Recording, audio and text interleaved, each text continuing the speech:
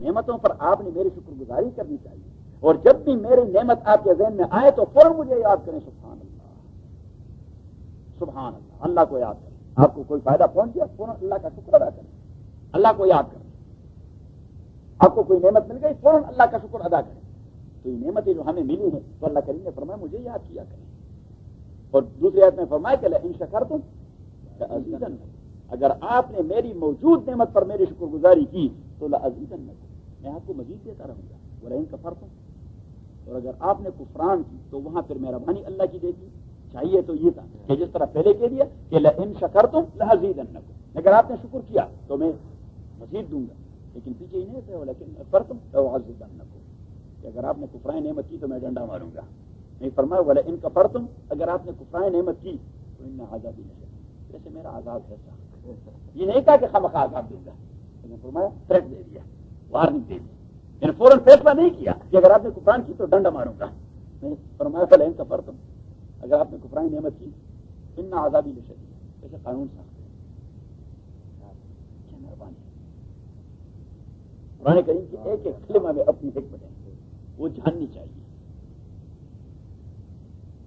اچھا، اب صحابہ کرام نے کہا کہ یہ یہود اور یہ نصارہ اور یہ مخالفین اور کفار یہ تو ہمارے ہر ایک بات پہ سیخ پا ہو جاتے ہیں، ہم بیت المقدس کی جانب منہ کریں تبھی بھی غصے، بیت اللہ کی طرف جانب منہ کریں تبھی بھی غصے، اور یہ تو سازشیں کرتے رہیں گے، سازشیں کرتے رہیں گے۔ تو اللہ کریم نے فرمایا بلا سازشیں کیا کریں، آپ تو اللہ سے اعانت مانگا کریں، اور اعانت کی دو صورتیں میں بتاتا ہوں، ایک اسٹیبلٹی پیدا کریں اور دوسرا نماز کے ساتھ کو میں چڑھ رہے ہیں، اسٹیبلٹی پیدا کریں اور دوسرا نماز کے ساتھ کو میں چڑھ رہے ہیں۔ تو فرمایا استقامت کہ اپنی جگہ پہ ڈٹے رہیں، کمپرومائز نہ کریں، کمپرومائز نہ کریں۔ یا ایھا الذین آمنوا، او ایمان والو، استعینوا، اللہ سے امداد مانگیے، بالصبر، استقامت کے ذریعے، کس کے ذریعے؟ استقامت کے ذریعے، اسٹیبلٹی کے ذریعے۔ یا ایھا الذین آمنوا، اور حضور علیہ السلام سے حضرت معاذ بن جبل نے عرض کیا کہ اللہ کے نبی مجھے کوئی کلمہ کہہ دیجیے خیر کا، تو حضور نے فرمایا قل آمنت باللہ ثم استقم، یہ کہیے کہ اللہ پہ ایمان ہے، اس پہ اسٹیبل رہے۔ تو اس نے کہا کہ کتنا؟ تو حضور علیہ السلام نے فرمایا وَلَوْ قُتِلْتَ أَوْ حُرِّقْتَ أَوْ صُلِبْتَ، اگر کوئی آپ کو آگ میں ڈالے یا سولی پر چڑھائے یا تکا تکا کر دے، آپ کے لیے بات ہوئی ہے، آمنت باللہ، کمپرومائز والی بات نہیں ہونی چاہیے۔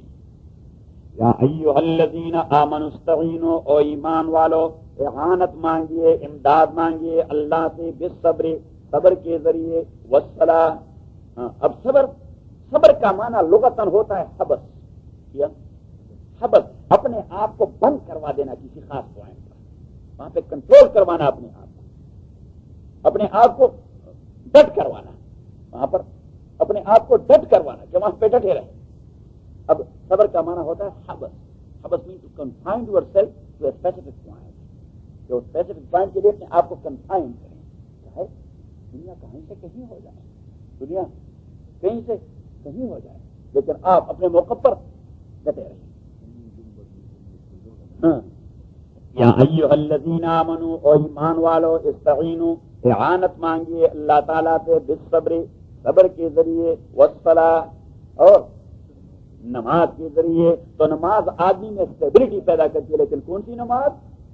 رسول اللہ والی نماز، ہماری والی نماز نہیں۔ اس نے تو ہمیں ڈسٹرب کر دیا، کیونکہ دوائی کے استعمال کا جو طریقہ ڈاکٹر نے بتا دیا ہو، اگر آپ اس انسٹرکشن کو فالو نہیں کریں گے تو سائڈ افیکٹ بہت بڑی مصیبت پیدا کر دے گا۔ ہماری نماز میں بھی سائڈ افیکٹ بڑے پیدا کرتی ہے، ہمیں ڈسٹرب کروا دیا ہے، مسترب کروا دیا ہے، فلاں فلاں فلاں۔ وہ ہم حج میں تھے، ایک آدمی کہہ رہا تھا وہاں وہ جمرات میں کہ ہم یہاں شیطان کو مار دیتے ہیں اور رسول اللہ کی طریقے سے مارتے نہیں، تو یہ بس اتنے چھڑخانی پہ اتر آتے ہیں کہ ہم واپس جا کے وہ مصیبتیں شروع کر دیتے ہیں، پہلے نہیں کرتے تھے حج میں۔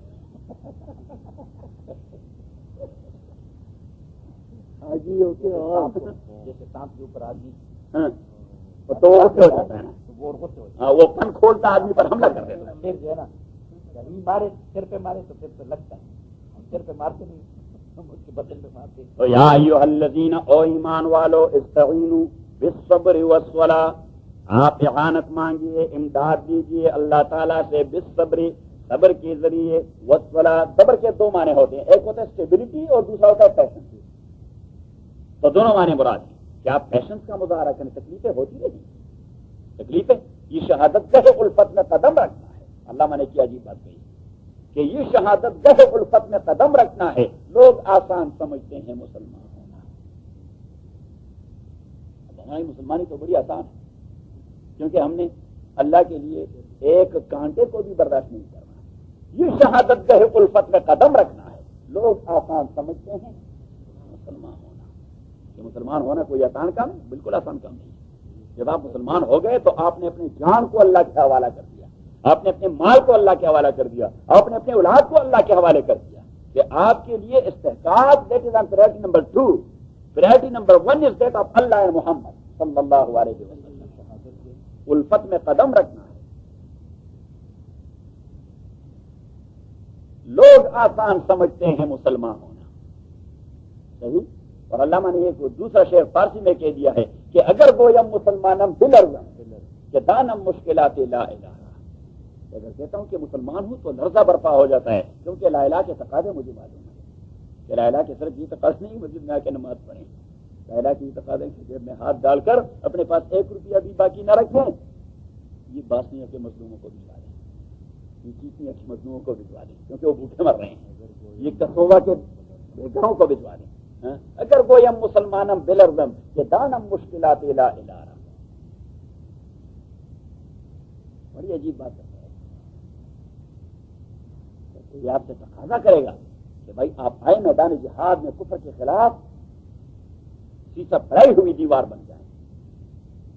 ایک دوسرے شہر میں کہہ دیا کہ الفاظ و معانی میں تفاوت نہیں, لیکن الفاظ و معانی میں تفاوت فرق. الفاظ و معانی میں تفاوت نہیں, لیکن ملا کی اذان اور مجاہد کی اذان اور. ملا بھی اذان دیتا ہے, ملا حنیف وہ بھی اذان دیتا ہے اللہ اکبر, اور مجاہد بھی میدان جنگ میں اذان دیتا ہے اللہ اکبر. اس اللہ اکبر اس اللہ اکبر کے الفاظ میں فرق ہے اور نہ, لیکن اس اللہ اکبر سے کوئی مسجد میں نہیں آتا, اس اللہ اکبر سے کفر کے ایمان میں لرزہ برپا ہو جاتا ہے. وہ فرماتے ہیں کہ الفاظ و معانی میں تفاوت نہیں, لیکن ملا کی اذان اور مجاہد کی اذان اور. تو اللہ تعالیٰ ہمارے اذان کو مجاہد کی اذان بنا دے. جب تک مجاہد کی اذان نہیں بنے گی ہمارے اپنے بدن کے اندر بھی کوئی تبدیلی نہیں آئے گی. یہ جو اذان ہم دیتے ہیں اس میں اپنے بدن کے اندر کوئی تبدیلی نہیں آئے, دنیا میں کی تبدیلی آئے گی. مجاہد کی اذان دنیا میں تبدیلی لے آتی ہے. ایک دوسرے شہر میں بڑی عجیب بات کہی, مجھے کبھی کبھی اس کے اثار کا القاء ہو جاتا ہے, شروع ہو جاتا ہے. وہ سیڑھی میں تو بڑے پڑے تھے, لیکن وہ سیڑھی کا بٹن لگ جاتا ہے, وہ بٹن لگ جاتا ہے. تو اس نے کہا کہ یہ سحر جو کبھی پردہ ہے کبھی ہے امروز. یہ صبح جو کبھی آج بنتا ہے اور کبھی کل بن رہا ہے, ایسٹرڈے بن جاتا ہے. تو یہ سحر جو کبھی پردہ ہے کبھی ہے امروز. کبھی یسٹرڈے ہوتا ہے, کبھی ٹمارو ہوتا ہے, کبھی ٹوڈے ہو جاتا ہے. نہیں معلوم کہ ہوتی ہے کہاں سے پیدا. یہ سحر جو کبھی پردہ ہے کبھی ہے امروز, نہیں معلوم کہ ہوتی ہے کہاں سے پیدا. لیکن وہ سحر جس سے لرزتا ہے شبستان وجود, وہ سحر جس سے لرزتا ہے شبستان وجود. کائنات کی تاریکی اس سے لرز جاتی ہے. شبستان میں تاریکی, شبستان میں سب رات کو کہتے ہیں, رات کے ساتھ لازم ہے کیا تاریکی. تو وہ جس سے کائنات اور یونیورس کی اندھیریاں اور تاریکیاں وہ لرز اٹھتی ہے. وہ سحر جس سے لرزتا ہے شبستان وجود, ہوتی ہے بندہ یا مومن کی اذان سے پیدا. اللہ تعالیٰ اس آدمی کے قبر پہ بڑی رحمت نازل کرتا ہے. بڑے کمال کے آدمی.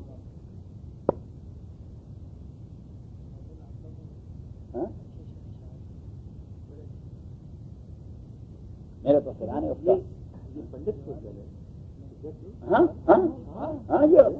یہ شیخ خاندان سے نا. ہاں یہ تو کشمیر کے ہیں, کشمیر کے پنڈتوں میں ہیں. مولانا صاحب یہ بھی سنا ہے کہ وہ قتل وتل کر کے پھر وہ چلے گئے. تو مجھے نہیں معلوم, لیکن یہ بنیادی طور پر ہندو تھے. یہ خاندان ہندو تھا, خود تو بچہ ہندو تھا, پھر تو مسلمان بن گئے. لیکن یہ ان کا خاندان جو تھا وہ پکے ہندو تھے, بعد میں مسلمان ہو گئے. اللہ کی دین. مولانا عبید اللہ سندھی کو دیکھیں, مولانا احمد لاہوری کو دیکھیں, عبید اللہ سندھی کرتے ہیں. مولانا عبید اللہ سندھی سکھ تھے نا, وہ تو سکھ مسلمان ہو گئے. جیسے اسلام کا نالج ہے کہ شہر میں نہیں, مولانا عبید اللہ سندھی کو دیکھ کتنے بڑے مفسر قرآن ہیں, وہ خود سکھ تھے, سکھ مسلمان ہو گئے. مولانا احمد اللہ ہوری شیخ التفسیر, جس کے قبر سے ایسی خوشبو جاتی تھی کہ برطانیہ کے لیبارٹری میں کوئی روحانی قوت ہے جس میں کوئی ایسی کیمیکل نہیں تھی جس سے خوشبو ہے, اور لوگ راتوں رات سارے قبر کو اٹھا کر گھر لے جاتے.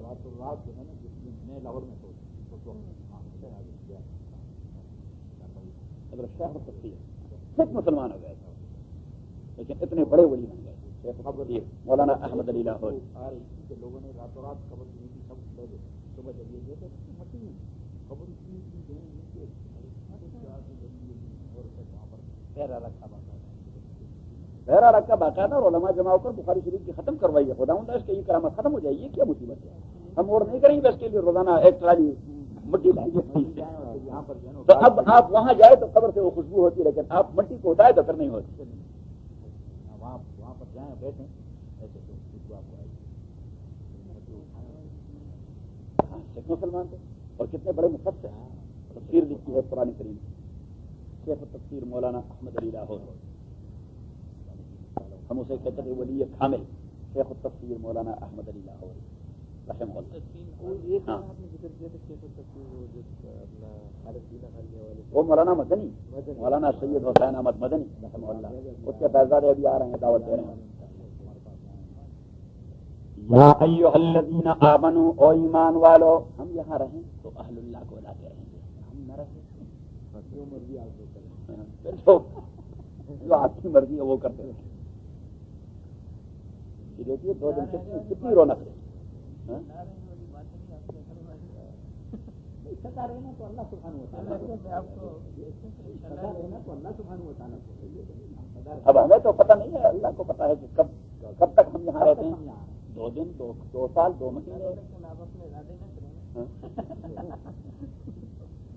یا ایھا الذین آمنوا, او ایمان والو, استعینوا, امداد مانگیے اللہ تعالیٰ سے, بالصبر, صبر کے ساتھ, والصلاۃ, اور حضور علیہ الصلوۃ والسلام نے صبر کے 3 معنی بتا دیے. ایک کو کہہ دیا صبر علی الطاعہ, دوسرے کو کہہ دیا صبر عن المعصیہ, اور تیسرے کو کہہ دیا صبر علی المصیبہ.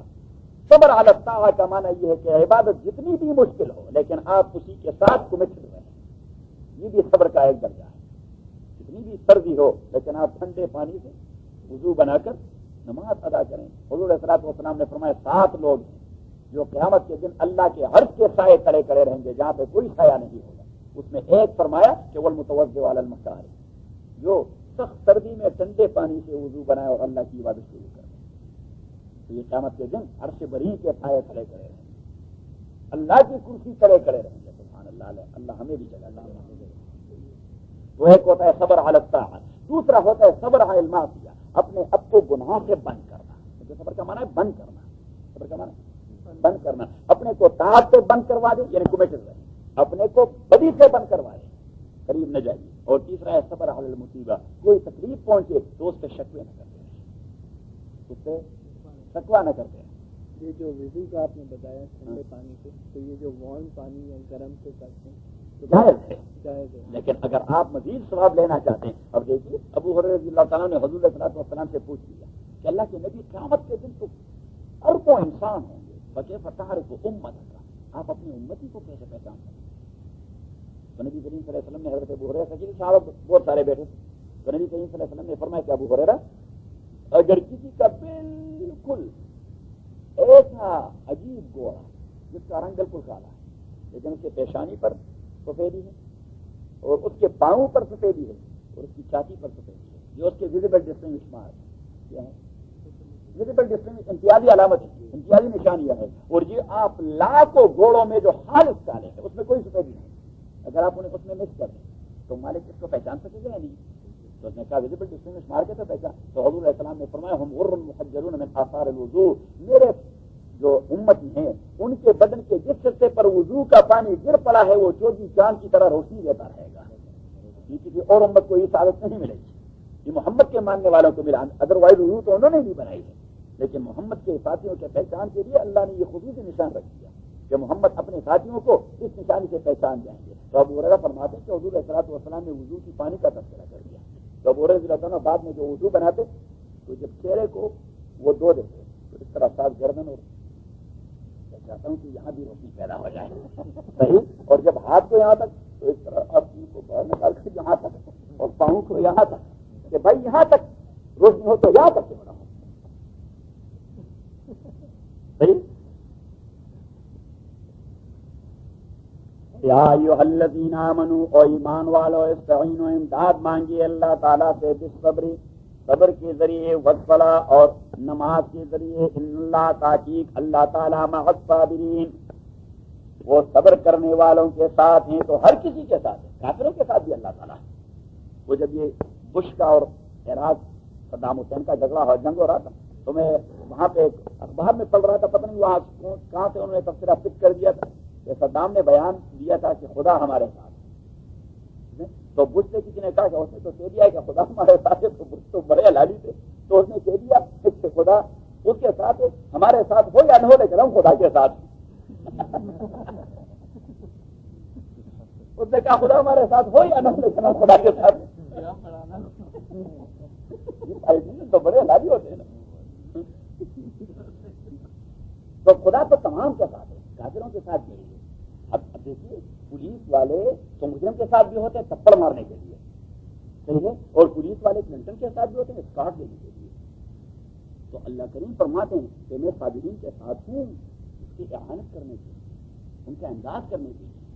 ان اللہ مع الصابرین، تحقیق اللہ تعالیٰ صبر کرنے والوں کے ساتھ ہیں، استقامت والوں کے ساتھ ہیں۔ ولا تقولوا لمن يقتل في سبيل الله اموات۔ اب دیکھیے دین کے حوالے سے آپ اسٹیبلٹی کا مظاہرہ تو کریں گے، نماز کے ساتھ کمیٹڈ رہیں گے، لیکن جو کنسپریٹر جو سازشی ہیں وہ تو صرف سازش کرنے پر اکتفا نہیں کریں گے، آپ کو مروائیں گے بھی دین کے لیے، کنسپریسی اسکرین پہ چلی جائے گی۔ بسم اللہ الرحمن الرحیم، آیت نمبر 151۔ اب آیت نمبر 50 کو دیکھیں۔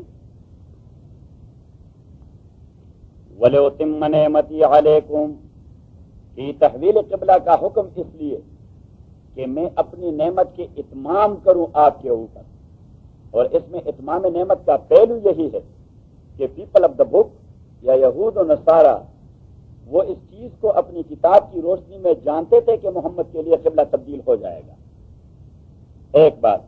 دوسرا اتمام نعمت کا مفہوم یہی ہے کہ جب آپ ساری چیزوں میں ان سے علیحدہ ہو چکے ہیں تو قبلہ میں بھی ان سے علیحدہ ہو جائیں تاکہ ٹوٹلی اور کمپلیٹلی آپ ڈفرینشیٹ ہو جائیں۔ یہ دوسری نعمت، اور جو سب سے اہم نعمت ہے تو وہ یہ ہے کہ ابھی تک بیت المقدس مرکز انسانیت تھا جس پر قبضہ تھا پہلے سے ان دو لوگوں کا، اور ان کا قبضہ رموو کرنا یا وہ تصور لوگوں کے ذہن سے نکالنا بڑی مشکل بات تھی۔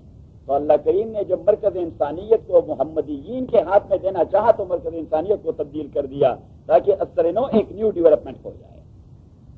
ابھی بات ذہن میں آئی؟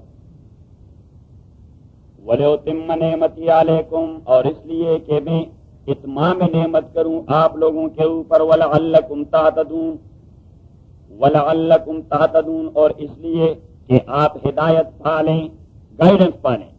کما ارسلنا فیکم رسولا، یہ ایک دوسرے اللہ کریم نے فرمائی تحویل قبلہ والی نعمت تو چھوٹی نعمت ہے، میں نے اس سے بڑھ کر نعمت آپ کے اوپر کی ہے جو محمد کو آپ کے پاس بھجوایا ہے صلی اللہ علیہ وسلم۔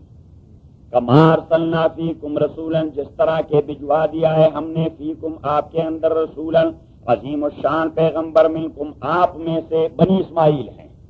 اس سے بڑھ کر نعمت کیا ہو سکتی ہے کہ میں نے ساری نبوت بنی اسرائیل سے نکال کر بنی اسماعیل کو دے دی، ورنہ صدیوں سے بنی اسرائیل میں چلی آ رہی ہے، صدیوں سے بنی اسرائیل میں 14,000 انبیاء اللہ تعالیٰ نے بھجوا دیے، اور سارے کے سارے بنی اسرائیل میں، بنی اسماعیل میں ایک ہی پیغمبر، بنی اسماعیل میں ایک ہی پیغمبر آئے محمد صلی اللہ علیہ وسلم۔ یہاں پہ یہ کہنا مناسب ہوگا، یہاں پہ یہ کہنا مناسب ہوگا کہ 100 سونار کے اور ایک لوہار کا، 100 سونار کا اور ایک لوہار کا، ہزاروں ایک طرف، اور یہ تنہا محمد صلی اللہ علیہ وسلم۔ حسن یوسف دم عیسیٰ ید بیضاداری، آنچ خوبان ہم دارند تو تنہا داری۔ فارسی کے شاعر نے بڑی عجیب بات کہی ہے کہ انبیاء کی مشترکہ جتنی ساری صفات ہیں محمد میں اکیلے وہ ساری صفات جمع ہے۔ چنانچہ خوباں حمد آرند تو تنہا داری، سارے پیغمبر جو صفات رکھتے ہیں وہ تنہا آپ کے اندر موجود ہے۔ کما ارسلنا فیکم، جس طرح بھجوا دیا ہے ہم نے فیکم آپ کے اندر رسولا عظیم الشان پیغمبر منکم آپ میں سے۔ اب اس پیغمبر کی ڈیوٹیاں کیا ہوں گی؟ 4۔ کتنی؟ یتلو علیکم آیاتنا، کہ وہ تلاوت کروائے آپ کے اوپر ہماری آیات کی۔ تو پیغمبر کی سب سے پہلی ڈیوٹی قرآن کریم کی تصحیح، کہ قرآن کریم کو صحیح طور پہ پڑھا جائے۔ قرآن کریم کو پڑھنا ہے تو پھر صحیح طور پہ حضرت ام سلمہ رضی اللہ تعالی عنہا ام المؤمنین ہے، ہماری والدہ ہے سارے مسلمانوں کی، حضور کی بیوی ہے، اس سے صحابہ نے پوچھ لیا، تابعین نے پوچھ لیا ان کے شاگردوں نے کہ حضور کے قراءت کا انداز کیسا تھا۔ ابو داؤد کے اندر حدیث ہے کانت قراءت رسول اللہ حرفن حرفن، حضور کا ایکسنٹ ایسا تھا کہ ہر ایک حرف اپنے اپنے مخرج سے اور اپنی اپنی جگہ سے نکلا کرتا تھا، اور پیچھے کھڑے ہوئے لوگ ایک ایک حرف کو ممیز اور ڈسٹنکٹلی وہ سنتے تھے، اتنا واضح قرات فرماتے تھے۔ اور اللہ کریم نے فرمایا کہ ایھا المزمل قم اللیل الا قلیلا نصفہ او انقص منہ قلیلا او زد علیہ ورتل القرآن ترتیلا۔ اب ترتیل نام کس چیز کا ہے کہ قرآن کو آپ ترتیل سے پڑھیں؟ ترتیل نام اس چیز کا ہے کہ ہر ایک حرف اور ہر ایک الفابیٹ اپنے مخرج سے نکلے، جو اس کے لیے قراء اور مجودین نے اور عربی دانوں نے جو حصہ حلق کا یا منہ کا یا دانتوں کا یا زبان کا مختص کر دیا ہے، ہر ایک حرف وہاں سے نکلے، ایک لاؤڈلی نکلے، 2 جاذبیت کے انداز سے نکلے، 3 اور صافلی اسپیک کیا جائے۔ تو ان یہ 4 چیزیں جمع ہوں تو اس کو کہتے ہیں ترتیل۔ کیا کہتے ہیں؟ ترتیل۔ ہم قرآن پڑھتے ہیں پتہ نہیں ہوتا کیا غلط پڑھا کیا صحیح پڑھا، کیا غلط پڑھا اور کیا صحیح پڑھا۔ تو قرآن کی تصحیح یہ فرض عین ہے، ہر مسلمان کے لیے فرض عین ہے کہ وہ قرآن کریم کو صحیح طریقے سے، کیونکہ پیغمبر کی بنیادی ڈیوٹی تھی کہ قرآن کے الفاظ سکھائیں۔ اور دیکھیے نماز میں قرآن پڑھنا فرض ہے، قرآن پڑھنا فرض ہے۔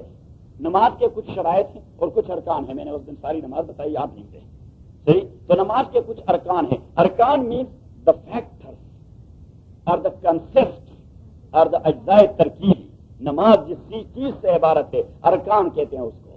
تو ان ارکان میں سے ایک رکن ہے قرآن کریم کی تلاوت کرنا، قرآن کریم پڑھنا۔ اگر ایک آدمی ساری نماز ٹھیک ٹھاک پڑھے اور اس کے اندر قرآن نہ پڑھے تو نماز ہو جائے گی؟ نہیں ہوتی۔ تو نماز کی فرضیت وہ ڈیپینڈ کرتی ہے اور ادائیگی ڈیپینڈ کرتی ہے قرآن کریم کی تلاوت پر۔ تو اٹ مینس کہ قرآن کریم پڑھنا ضروری ہے اور صحیح طریقے سے پڑھنا ضروری ہے، پڑھنا ضروری ہے اور صحیح طریقے سے پڑھنا اور یہی وجہ تھی کہ مشرکین مکہ نے جب رسول پاک صلی اللہ علیہ وسلم پر اعتراض کر دیا کہ لولا نزل علیہ القرآن جملۃ واحدہ، کہ موسیٰ علیہ السلام کے پاس تورات تو یکمشت آئی، انجیل عیسیٰ کے پاس یکمشت آئی، زبور داؤد علیہ السلام کے پاس یکمشت آئی، صحیفہ ابراہیم اور نوح اور شیس علیہ السلام کے پاس یکمشت آئے ان ریٹن شیپ، تو محمد کے پاس قرآن ان ریٹن شیپ یکمشت کیوں نہیں آیا؟ یہ کبھی کہتا ہے 2 آیتیں نازل ہوئی، کبھی کہتے ہیں 10 آیتیں نازل ہوئی، کبھی کہتے ہیں 1 سورت نازل ہوئی۔ اور قرآن کریم کے اندر اللہ نے فرمایا بدلنا آیۃ مکان آیۃ قالوا انما انت مفتر واللہ اعلم بما ينزل۔ اللہ کریم فرماتے ہیں کہ ان بدبختوں کو کیا پڑا ہوا ہے، میں تو گریجولی آپ لوگوں کو ڈیولپ کر رہا ہوں، تو جب میں ایک حکم دے دیتا ہوں اور قرآن کریم کی کسی آیت سے اس حکم کو تبدیل کر دیتا ہوں تو یہ لوگ پھر کہہ دیتے ہیں کہ محمد کی مرضی ہے، جس چیز کو چاہے منسوخ کر دے اور جس چیز کو چاہے باقی رکھے۔ تو اللہ نے رد کر دیا کہ واللہ اعلم بما ينزل، یہ محمد کی مرضی پر ڈیپینڈ نہیں کرتا، یہ میری مرضی ہے، یہ کس چیز کو باقی رکھوں اور کس چیز کو ختم کر دوں۔ تو سب سے پہلی ڈیوٹی رسول پاک کی کیا؟ قرآن کریم کی تلاوت کی تصحیح کرنا۔ یتلو علیکم آیاتنا، تو اللہ کریم نے وہاں جواب دیا کہ میں نے یکمشت کیوں نازل نہیں فرمایا؟ لولا نزل علیہ القرآن جملۃ واحدہ کذالک لنثبت به فؤادک ورتلناه ترتیلا۔ We want to print it in your heart and mind and soul and spirit، کہ ہم اسے وہاں پرنٹ کرنا چاہتے ہیں۔ تو قرآن کریم کی تلاوت ایسی ہو کہ آپ کی توجہ نہ ہو اور ہر لفظ اپنے مخرج سے ٹھیک ٹھاک، جس طرح آپ بڑے ایکسپرٹ ڈرائیور ہیں، امریکہ میں رہنے والا تو ہر ایک ایکسپرٹ ڈرائیور ہے، صحیح ہے؟ اب وہ ٹوٹلی اٹینٹو نہیں رہتا کہ میں نے اس طرح دبانا ہے اور اس طرح دبانا ہے، یا وہ کیا کہتے ہیں اسٹک والا جو ہوتا ہے، وہ اسٹک والا گیئر اس طرح تبدیل کرنا ہے، اس طرح بس فوراً جہاں پہ بریک لگانا ہوتا ہے آٹومیٹکلی مزاج بنا ہوا ہوتا ہے کہ وہاں پہ پاؤں رائٹ اوے بریک پہ چلا جاتا ہے. کیوں؟ مزاج بن جاتا ہے. لنثبت بہ فؤادک کا معنی یہی ہے کہ پیغمبر کا مزاج بن ہی گیا تھا قرآن کریم کے پڑھنے کا، اور مسلمان کا مزاج بننا ہی چاہیے قرآن کریم کے پڑھنے کا. صحیح، اسے کہتے ہیں تثبیت الفؤاد. ورتلناہ ترتیلا کما ارسلنا فیکم. تو آپ لوگ تفسیر کے ساتھ ساتھ میرے الفاظ کو بھی دیکھا کریں کہ میں جس طرح تلفظ کرتا ہوں وہ تلفظ آپ پک کرتے رہیں. کما ارسلنا فیکم رسولا منکم یتلو علیکم آیاتنا. اور جس چیز کی اہمیت آپ کے ذہن میں آ جائے تو پھر آپ اس کی تصحیح اور صحیح کرنے کی کوشش کریں گے. امریکہ کے انگلش کی ہمیں ضرورت پڑ رہی ہے. تو پاکستان سے جو انگلش سیکھ کے آئے ہیں اب ہم اس ایکسنٹ کو تبدیل کرنا چاہتے ہیں کہ امریکہ والا ایکسنٹ ہم سیکھ لیں کہ یہ کس انداز سے پروناؤنس کرتے ہیں، اس لیے کہ اس کی اہمیت ہے ہمارے ذہن میں. اب قرآن کریم کی اہمیت نہیں تو جس طرح بھی پڑھا جائے پڑھتا ہی جائے. تو جب تک اہمیت ذہن میں نہیں آتی تبھی تک قراءت صحیح نہیں ہو سکتی. وہاں پہ آواز پہنچتی ہے میری آواز؟ اچھا آواز نہیں پہنچی، میری آواز پہنچی. آپ کی آواز کما ارسلنا فیکم جس طرح بھجوا دیا ہے ہم نے آپ کے اندر رسولا عظیم الشان پیغمبر منکم آپ میں سے. کوئی فرشتہ نہیں بھجوایا، فرشتہ بھجوا دیتا، کوئی جن بھجوا دیتا، اس کی طبیعت مختلف ہوتی. آپ کہتے کہ کس طرح کاپی کریں اس کو، اس کا مزاج ہی کچھ اور ہے، ہم کاپی نہیں کر سکتے. جبکہ پیغمبر تو آتا ہی اس لیے ہے کہ اس کے امتی اس کو کاپی کریں. قرآن کریم کے اندر اللہ کریم نے فرمایا کہ یہ لوگ تو اعتراض کر دیتے ہیں کہ لولا بعث اللہ ملک الرسول، کہ اللہ کریم نے اگر پیغمبر بھجوانا تھا تو کوئی فرشتہ کیوں نہیں بھجوایا؟ تو اللہ کریم نے فرمایا قل لو کان فی الارض ملائکۃ مطمئنین لجعلنا ملک الرسول. آپ ان کو ایک سیدھی سادی جواب دیں کہ اگر اس زمین پر بسنے والے فرشتے ہوتے تو میں فرشتہ ہی بھجوا دیتا. اتنا سیدھا جواب، اتنا سیدھا جواب اللہ تعالیٰ نے دے دیا کہ بالکل دانت توڑ دیے. انہیں کہہ دیجیے کہ اگر اس جہاں زمین پہ بسنے والے لوگ فرشتے ہوتے تو میں فرشتہ بھجوا دیتا. اور پیچھے فرمایا کہ جب یہاں انسان ہے تو وَلَوْ أَرْسَلْنَاهُ مَلَكًا لَجَعَلْنَاهُ رَجُلًا وَلَلَبَسْنَا عَلَيْهِمْ مَا يَلْبِسُونَ. اگر میں انیشیٹو یہ لے لیتا ان انسانوں کے لیے کہ میں فرشتہ بھجوا دوں تو ان کو تو کاپی کرنا ہے. فرشتوں کو کھانے کی ضرورت، ذرا زور سے، پینے کی ضرورت، شادی کی ضرورت، سوشیالوجی کی ضرورت، سماجی زندگی کی ضرورت، اور انہوں نے تو کاپی کرنا ہے پیغمبر کو زندگی کے تمام مجالات اور تمام میدانوں میں. تو میں نے پھر اس کی ماہیت کو کنورٹ کرنا تھا، اس کے نیچر کو تبدیل کرنا تھا، اور اس فرشتے کو میں نے انسان بنایا تھا. اور اگر میں فرشتے کو کنورٹ کر کے انسان بنا دیتا وَلَلَبَسْنَا عَلَيْهِمْ مَا يَلْبِسُونَ، تو یہ آج کا جو اعتراض ان کا ہے یہ اس وقت بھی ہوتا. تو میں نے انیشیٹو یہی لے لیا کہ انسان بھجوا دی. اس انداز سے اللہ تعالیٰ بات کرتا ہے. آگے آگے دیکھیے ہوتا ہے کیا. قرآن کریم میں آگے جائیے تو مزید مزے ہوتے جائیں گے. کما ارسلنا فیکم رسولا منکم یتلو علیکم آیاتنا، جو تلاوت کریں گے آپ لوگوں کے لیے آیاتنا ہماری آیات کو. تو قرآن کریم کے تلفظ کو صحیح کرنا یہ فرض عین ہے کہ قرآن کریم پڑھا جائے اور صحیح پڑھا جائے. دوسرا وَيُزَكِّيكُمْ یُزَكِّيكُمْ تزکیہ. اب ایک ہے تطہیر، ایک ہے تزکیہ. تطہیر کا تعلق ہوتا ہے باڈی سے اور تزکیہ کا تعلق ہوتا ہے ہارٹ، مائنڈ اینڈ سول سے، روح اور دل سے. جس پاکیزگی کا تعلق ہوتا ہے اس کے لیے عربی میں ٹرم ہے کیا؟ تزکیہ. بدن سے یا ویزیبل اور میٹیریل ٹائپ قسم چیزوں کی پیورٹی کا جو تعلق ہے اس کے لیے لفظ ہے تطہیر. کیا؟ تطہیر. جس طرح وضو کے بارے میں اللہ کریم نے فرمایا فیہ رجال، قباء میں رہنے والے لوگ ایسے عجیب لوگ ہیں یحبون ان یتطہروا، جن کو یہ چیز محبوب ہے کہ اپنے بدن کو صحیح طریقے سے پاک کر دے. وہاں یتطہروا تطہیر والا لفظ، واللہ یحب المطہرین. اللہ کریم نے فرمایا کہ جو بدن کو صاف رکھتے ہیں مجھے وہ زیادہ پسند ہوتے ہیں. جو بدن کو صاف رکھتے ہیں، کپڑوں کو صاف رکھتے ہیں، اپنے ڈائننگ ٹیبل کو صاف رکھتے ہیں، اپنے لیونگ روم کو صاف رکھتے ہیں، اپنے بیڈ روم کو صاف رکھتے ہیں، اپنے جوتوں کو صاف رکھتے ہیں، یہ کیا ہے، یہ بریف کیس کو صاف رکھتے ہیں، اس پیالے کو صاف رکھتے ہیں، جو اس کی بلانگنگ ہے. تو اللہ کریم فرماتے ہیں مجھے صفائی بڑی پسند ہے. اور وہ انگریزی کا بھی ایک مقولہ ہے کہ cleanliness is next to godliness. Cleanliness is next to godliness. ایک ترجمہ تو لوگ یہ کرتے ہیں کہ عبادت کے بعد دوسرا مرتبہ طہارت کا ہے، جب کیسا ترجمہ یہ نہیں ہے. عبادت کا پری ریکویزٹ طہارت ہے. عبادت تب صحیح ہوگا جب طہارت ہو جائے. اگر طہارت نہ ہو جائے وہاں وضو خانے میں تو آپ کی عبادت صحیح نہیں ہوتی. تو اٹ مینس کہ طہارت اور پاکیزگی اللہ تعالیٰ کو کتنا پسند ہے. اور نبی کریم صلی اللہ علیہ وسلم حضرت انس فرماتے ہیں رضی اللہ تعالیٰ عنہ کہ ہم نے کبھی رسول اللہ صلی اللہ علیہ وسلم کے کالر پر یا آپ کے آستینوں پر یا آپ کے کپڑے کے کسی جگہ پر ہم نے کبھی میل کچیل نہیں دیکھا. بلکہ حضور علیہ الصلوۃ والسلام کے سر کے لمبے لمبے بال تھے. حضرت انس فرماتے کہ اتنے قرینے سے وہ پڑے رہتے ہیں, اتنے قرینے سے کہ نبی کریم صلی اللہ علیہ وسلم وہ نہیں ہوتی جسے کہتے ہیں جس سے سرما ڈالتے ہیں وہ کیا کہتے ہیں وہ سلائی سے نبی کریم صلی اللہ علیہ وسلم نے اس طرح وہ کنگھی چلاتے تو پھر سلائی سے اس طرح سیدھی لکیر کھینچ لیتے, سیدھی لکیر. تو وہ لکیر جو پیدا ہو جاتی تو حضور علیہ الصلوۃ والسلام یہاں ایک ہاتھ رکھتے, یہاں دوسرا, حتیٰ کہ ایک بال بھی اس جانب کا اس جانب نہ جائے اور اس جانب کا اس جانب. اس سے حضور علیہ الصلوۃ والسلام کی آرگنائز نیچر کی وہ نشاندہی ہوتی ہے کہ کتنا آرگنائز نیچر تھا, کتنا منظم ذہن تھا آپ صلی اللہ علیہ وسلم. اور آپ صحابہ کو بھی یہی تلقین کرتے رہے.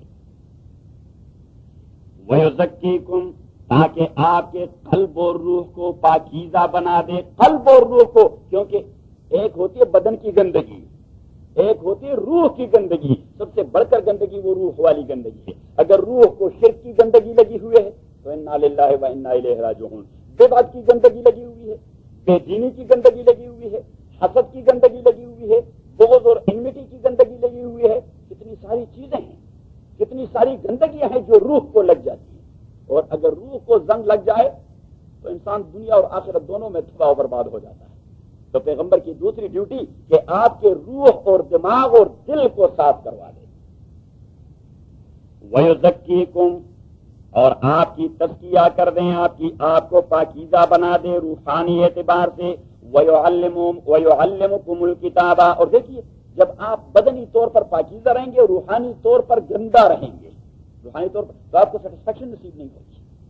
Satisfaction is totally dependent upon your روحانی پاکیزگی. جب آپ کو روحانی پاکیزگی نصیب ہو تو آپ کو اطمینان اور سکون نصیب ہو جائے گا.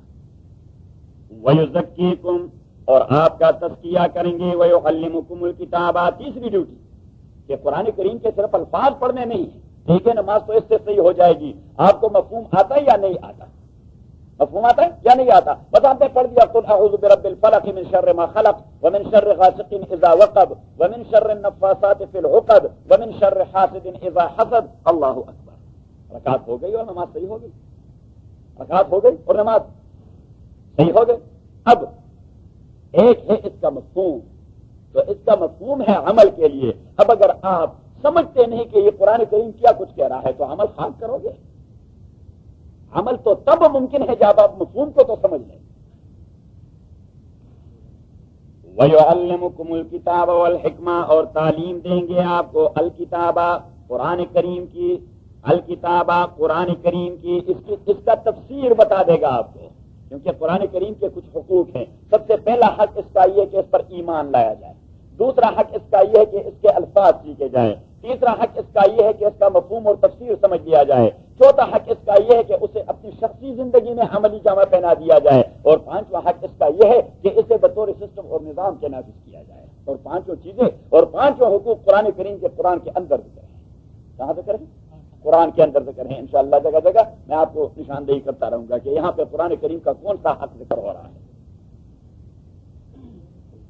جزاک اللہ جاوید, اللہ آپ کو خوش رکھے. بس ٹھیک ہے.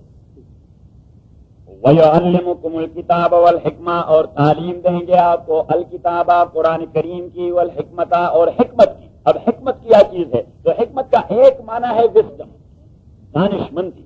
کیا؟ دانشمندی. حکمت کا دوسرا معنی ہے سنت. امام مالک رحمۃ اللہ علیہ نے ترجمہ کر دیا ہے کہ آپ صلی اللہ علیہ وسلم کے اقوال و اعمال اور سارے پریکٹسز وہ دانشمندی, اسکل اور وزڈم سے بری پڑے گی. تو والحکمہ وہ آپ کو کتاب کی تعلیم اور اپنی سنت کی تعلیم دیا کرے گا, کیونکہ آپ کی سنت کی حیثیت ماننے کے حوالے سے بعینی ہی وہی ہے جو قرآن کریم کی ہے. نبی کریم صلی اللہ علیہ وسلم قرآن کریم نے فرمایا ان الذین یکفرون باللہ ورسولہ ویریدون ان یفرقوا بین اللہ ورسولہ.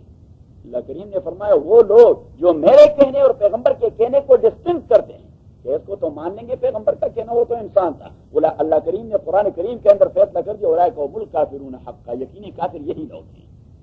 اللہ کریم نے فرمایا یقینی کافر پھر یہی لوگ ہیں، کیونکہ نبی کریم صلی اللہ علیہ وسلم نے فرمایا وَإِنَّمَا أُوتِيتُ الْقُرْآنَ وَمِثْلَهُ مَعَهُ، قرآن بھی مجھے اللہ نے دیا ہے، جو میرے اقوال و اعمال ہے یہ بھی مجھے اللہ نے دیے ہیں. اس کا منبع اور فاؤنٹین بھی وہی ہے جو قرآن کا منبع اور فاؤنٹین ہے. تو سنت کا انکاری وہ قرآن کا انکاری ہوتا ہے، قرآن کا منکر کافر تو سنت کا منکر بھی کافر.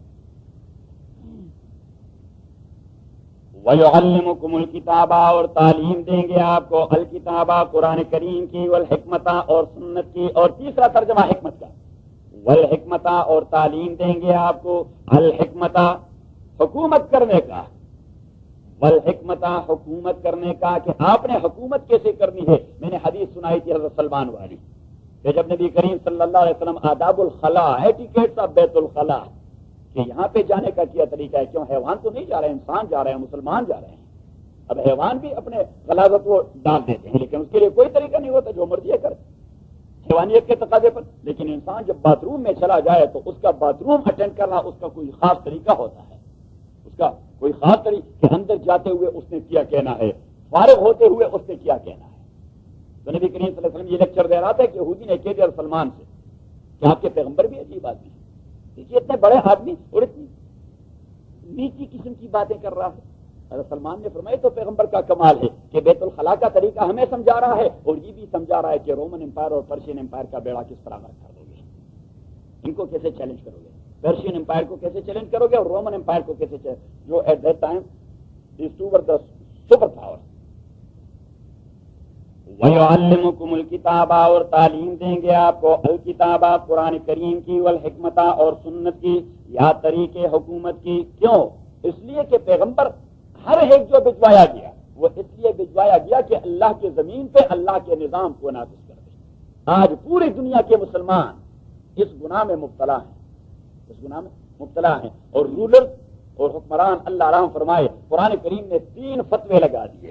یہ کسی مولوی کا فتویٰ نہیں، کس کا فتویٰ ہے؟ اللہ کا. کہ وَمَن لَّمْ يَحْكُم بِمَا أَنزَلَ اللَّهُ فَأُولَٰئِكَ هُمُ الْفَاسِقُونَ، جن کا بس چلے، جس کے ہاتھ پہ حکومت ہے اور اللہ کے نظام کو حکمران نہ بنائے، اللہ کریم نے فرمایا بدماش اور فاسق یہی لوگ ہیں. دوسری آیت میں فرمایا فَأُولَٰئِكَ هُمُ الظَّالِمُونَ، ظالم یہی لوگ ہیں. اور تیسرے میں اللہ کو غصہ ہے فَأُولَٰئِكَ هُمُ الْكَافِرُونَ، کہ کافر یہی لوگ ہیں. تو اس کا بس چلے اور اللہ کا نظام. بھائی زمین اللہ کی، زمین اللہ کی. ہم تو پاکستان میں ایک نعرہ لگاتے تھے کہ زمین اللہ کا، حکومت نیک بندوں کی اور نظام خدا کا. کہ زمین اللہ کی ہے تو اس پر نظام کس کا ہوگا؟ اللہ کا نظام ہوگا. اور جب تک اللہ کا نظام، تو ہماری ذمہ داری ہے کہ ہم اس کے لیے تگدو کرتے رہیں. کم از کم زبانی طور پر تو کہتے رہیں کہ بھائی اللہ کی زمین پر اللہ کا نظام ہونا چاہیے. تو چلو اللہ سے کہہ دیں گے جی ہمارا تو کچھ اور بس نہیں چلتا تھا، بس یہ کہتے رہے کہ آپ کی زمین پر آپ کا نظام ہونا چاہیے، آپ کی زمین پر. ورنہ نبی کریم صلی اللہ علیہ وسلم نے فرمایا کہ اس حالت میں آدمی مر گیا تو فقد مات میتۃ جاہلیۃ، وہ جاہلیت کی موت مرے گا. وان صام وصلى وزعم انه مسلم، اگرچہ انہوں نے نمازیں پڑھی ہو، روزے رکھے ہوں اور اس کا گمان بھی یہی ہو کہ میں مسلمان ہوں، لیکن اس کے ذہن میں یہ تھا نہیں کہ اللہ کی زمین پہ اللہ کا نظام ہونا چاہیے. صحیح ہے، اس نے دین کو ہر ایک آدمی کا پرسنل مسئلہ سمجھ لیا ہے. دیکھیے یہ سیلف کریٹڈ کرسچینٹی سے یہ تصور ہمارے اندر بھی آگوسا ہے کہ بھائی یہ دین جو ہے کا پرسنل مسئلہ ہے. بھائی کا پرسنل مسئلہ نہیں ہے، یہ مسلمانوں کا انفرادی اور اجتماعی مسئلہ ہے، یہ مسلمانوں کا سیاسی اور سوشل مسئلہ ہے، یہ مسلمانوں کا قومی اور بین الاقوامی مسئلہ ہے. کیونکہ یہ دین ہے. کیا دین ہے؟ اور دین is a complete code of life. وَيُعَلِّمُكُمُ الْكِتَابَ، اور تعلیم دیں گے آپ کو الکتابہ کتاب کی، والحکمتہ اور سنت کی یا نظام حکومت کی. کیوں؟ اس لیے کہ حکومت تو ضروری ہر ایک جانتا ہے، بغیر حکومت کے تو انسان نہیں رہ سکتے. متنبی عربی کے ایک شاعر ہیں، اس نے ایک شعر کہہ دیا ہے کہ لا يترك الناس فوضى لا صراط لهم ولا صراط اذا جهالهم صادوا، کہ لوگ اس طرح بغیر حکومت کے نہیں چھوڑے جا سکتے، ورنہ یہ وحشی درندوں کی طرح ایک دوسرے کو چھیڑیں گے پاڑیں گے. لا يترك الناس فوضى لا صراط لهم، ان کے لیے کوئی سردار ہونے چاہیے. اور پیچھے فرمایا کہ ولا صراط اذا جهالهم صادوا، اگر ان کے سردار بھی جاہل اور دین سے بے خبر ہو تو یہ سردار ہی نہیں ہے، پھر بھی وہی درندگی ہوگی. کیا ہوگا؟ درندگی. ایک شیپ میں حکمران نہ ہو تو ایک شیپ میں، اور بے دین حکمران ہو تو دوسرے شیپ میں. درندگی تو ہوتی رہے گی. اب درندگی کا خاتمہ کیسے ممکن ہوگا؟ محمد کے نظام سے صلی اللہ علیہ وسلم، قرآن و سنت کے نظام سے. وَيُعَلِّمُكُمُ الْكِتَابَ، اور تعلیم دیں گے آپ کو کتاب کی، والحکمت، اور سنت کی، یا نظام حکومت کی. ابن المعتز ایک بہت بڑے عالم ہے، اس نے کہہ دیا کہ الملک بالدین، الملک بالدین یبقى والدین بالملک یقوی. الملک بالدین یبقى والدین بالملک یقوی. دین کو حکومتی سپورٹ ملے تو دین کو قوت مل جاتی ہے. کیا مل جاتی ہے؟ قوت مل جاتی ہے. اور حکومت کو دین کے اساس پہ چلایا جائے تو وہ پائیدار ہو جاتی ہے.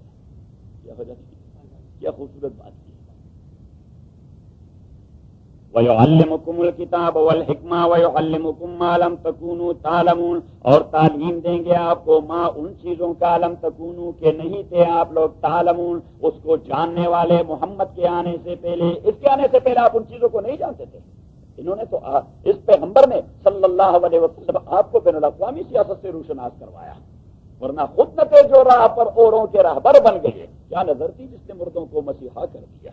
حضرت عمر رضی اللہ تعالیٰ عنہ مکے کے ایک چراگاہ میں کھڑے اپنے آپ کو مخاطب کر رہے ہیں، حج کے لیے جا رہے ہیں. مکہ کے ایک چراگاہ میں جب پہنچے ساتھیوں سے کہہ آپ یہاں انتظار کریں میں آ رہا ہوں. تو اس چراگاہ میں چلے گئے جہاں کسی زمانے میں وہ بکریاں چرایا کرتے تھے.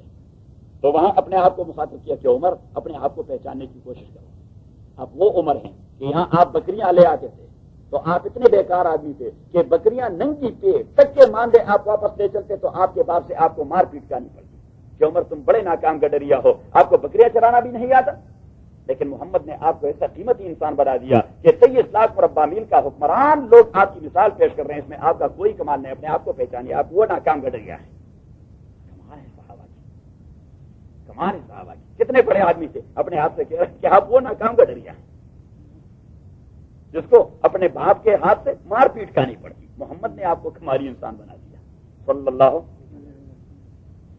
وَيُعَلِّمُكُم مَّا لَمْ تَكُونُوا تَعْلَمُونَ فَاذْكُرُونِي أَذْكُرْكُمْ.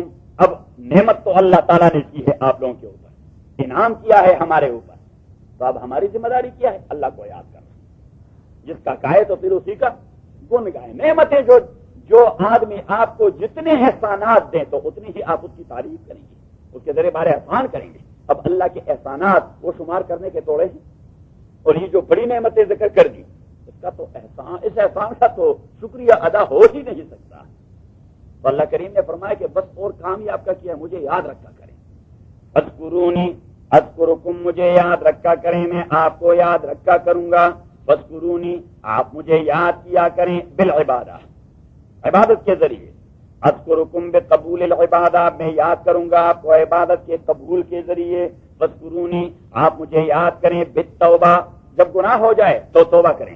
اذکرکم برفع الحوبہ، میں آپ کے ڈیبٹ سے اس کو ریموو کر دوں گا. میں بھی یاد کروں گا آپ کو، فرشتوں سے کہہ دوں گا ڈیبٹ سے نکال دیں، اس نے توبہ کر دیا ہے. فاذکرونی بالدعاء، آپ مجھے یاد کریں ہاں دعا اور مانگنے کے ذریعے. اذکرکم بقبول الدعاء، میں آپ کو یاد کروں گا دعا کی قبولیت کے انداز، آپ کی دعا کو قبولیت دے دوں گا. یہ علیحدہ بات ہے کہ دعا کی قبولیت کے لیے شرائط ہیں. شرائط تو آپ نے پورے کرنے ہوں گے، ہر ایک چیز کے لیے کچھ اپنے کنڈیشنز ہوتے ہیں. تو آپ کنڈیشن آپ نے پورے کر کہ آپ کا کھانا وہ حرام کا نہ ہو، آپ کا پینا وہ حرام. ورنہ ترمذی کی حدیث میں نبی صلی اللہ علیہ وسلم فرماتے ہیں کہ بعض اوقات ایک آدمی دعائیں کرتا رہے گا، قبولیت نہیں ہوگی، شکوے کرے گا، خدا عمدہ میں مانگتا ہوں آپ دیتے نہیں. نبی کریم فرماتے ہو مت کرو حرام، جس گھر میں رہ رہا ہے حرام کا، وہ میں کروں حرام، جو کچھ کھا رہا ہے حرام کا، وہ ملبسو حرام، جو کچھ پہن چکا ہے وہ حرام کا، وہ غذی بالحرام، جو گوشت پوش اس کے بدن کا ہے وہ سارا حرام کا پاننا ہے. استجاب له. اب اس حرام اور کو شرم نہیں آتی کہ خدا سے مانگ بھی رہا ہے اور پھر شکوے بھی کر رہا ہے کہ قبول نہیں کر. اذکرونی اذکرکم، آپ یاد کیجئے مجھے، اذکرکم میں یاد کروں گا آپ کو. واشکروا لی، اور شکر کیجئے میرے لیے. اب شکر کس چیز کا نام ہے؟ ڈیفینیشن شکر کی، هو العمل وفق عطائه، وہ عمل ہے اللہ کی عطا اور اللہ کے دیے ہوئے نعمت پر خدا کی عبادت کرنے کا نام ہے. اگر آپ کو بدن ملی ہے، بدنی صحت ملی ہے تو بدنی بندگی کیجیے. میں نے حدیث سنائی تھی آپ کو کہ نبی کریم صلی اللہ علیہ وسلم نے فرمایا انسانی بدن کے اندر 360 جوڑ ہیں، جوائنٹ ہیں، اور ہر ایک جوائنٹ ایک مستقل نعمت ہے. جوائنٹ نہ ہوتے بدن میں تو آدمی کس کام کا؟ یہ وامک الف کی طرح یا اس پلر کی طرح اس طرح سیدھا کھڑا ہوتا ہے. نہ بیٹھ سکتا تھا، نہ قلم پکڑ سکتا تھا، نہ قرآن کریم پکڑ سکتا تھا، نہ کاپی سکتا تھا، بس اس طرح ہے. صحیح ہے. تو حضور اسلام نے فرمایا 360 جوائنٹ جو اللہ نے پیدا فرمائے تو ہر ایک جوائنٹ نعمت ہے، اور اس بدنی جوائنٹس کے ورنہ ہر ایک بال بھی ایک مستقل نعمت ہے، ہر ایک بال ایک مستقل نعمت ہے. تو بدنی جوائنٹس کے بدلے 360 بار 24 گھنٹے میں تو 360 بار جوائنٹس کے لیے شکر ادا کرنا ہے. صحابہ نے عرض کیا ولیس کلنا یستطیع ذلک، یہ تو ہمارے مستقبل کی بات نہیں. تو حضور علیہ السلام نے فرمایا وضو بنا کر میرے طریقے سے 2 رکعت نماز ادا کریں، ہر جوائنٹ اس میں فنکشن کرتا ہے، ہر جوائنٹ اس میں آپریٹ ہوتا ہے. تو وہ اس نعمت کا شکریہ ادا ہو گیا. واشکروا لی ولا تکفرون، اور شکر کیجئے میرا، ولا تکفرونی، اور کفران نہ کیجئے میری. ہاں کفر اس کا لغوی معنی میں نے بتا دیا تھا، چیز کو چھپانا. ولا تکفرون، میرے نعمت کو چھپانے کی کوشش نہ کیجیے، میری نعمت کو چھپانے کی کوشش نہ کیجیے. جب میں نے نعمت دے دی ہے تو آپ اسے میری راہ میں استعمال کر دیں. میں نے بدنی صحت دے دی ہے اور آپ بدنی عبادت نہیں کرتے، اٹ مینس کہ آپ میری نعمت کو چھپانے کی کوشش کر رہے ہیں. میں نے اولاد دے دی ہے، آپ اس کی سارے تربیت نہیں کرتے، اس کا معنی یہ ہے کہ آپ میری نعمت کو چھپانے کی کوشش کر رہے ہیں. صحیح. میں نے مال دے دیا ہے، آپ میرے راہ میں خرچ نہیں کرتے، اس کا معنی یہ کہ میری نعمت کو چھپانے کی کوشش کر رہے ہیں. تو ولا تکفرون، آپ چھپانے کی کوشش نہ کیجیے. یا ایھا الذین آمنوا استعینوا بالصبر والصلاۃ. اب آپ لوگ جو اتنے واضح کنفرنٹیشن پہ آ گئے کہ مرکز انسانیت کو بھی آپ لوگوں نے تبدیل کروا دیا، یروشلم سے مکہ معظمہ لے کے گئے، دنیاوی سیادت اور دنیاوی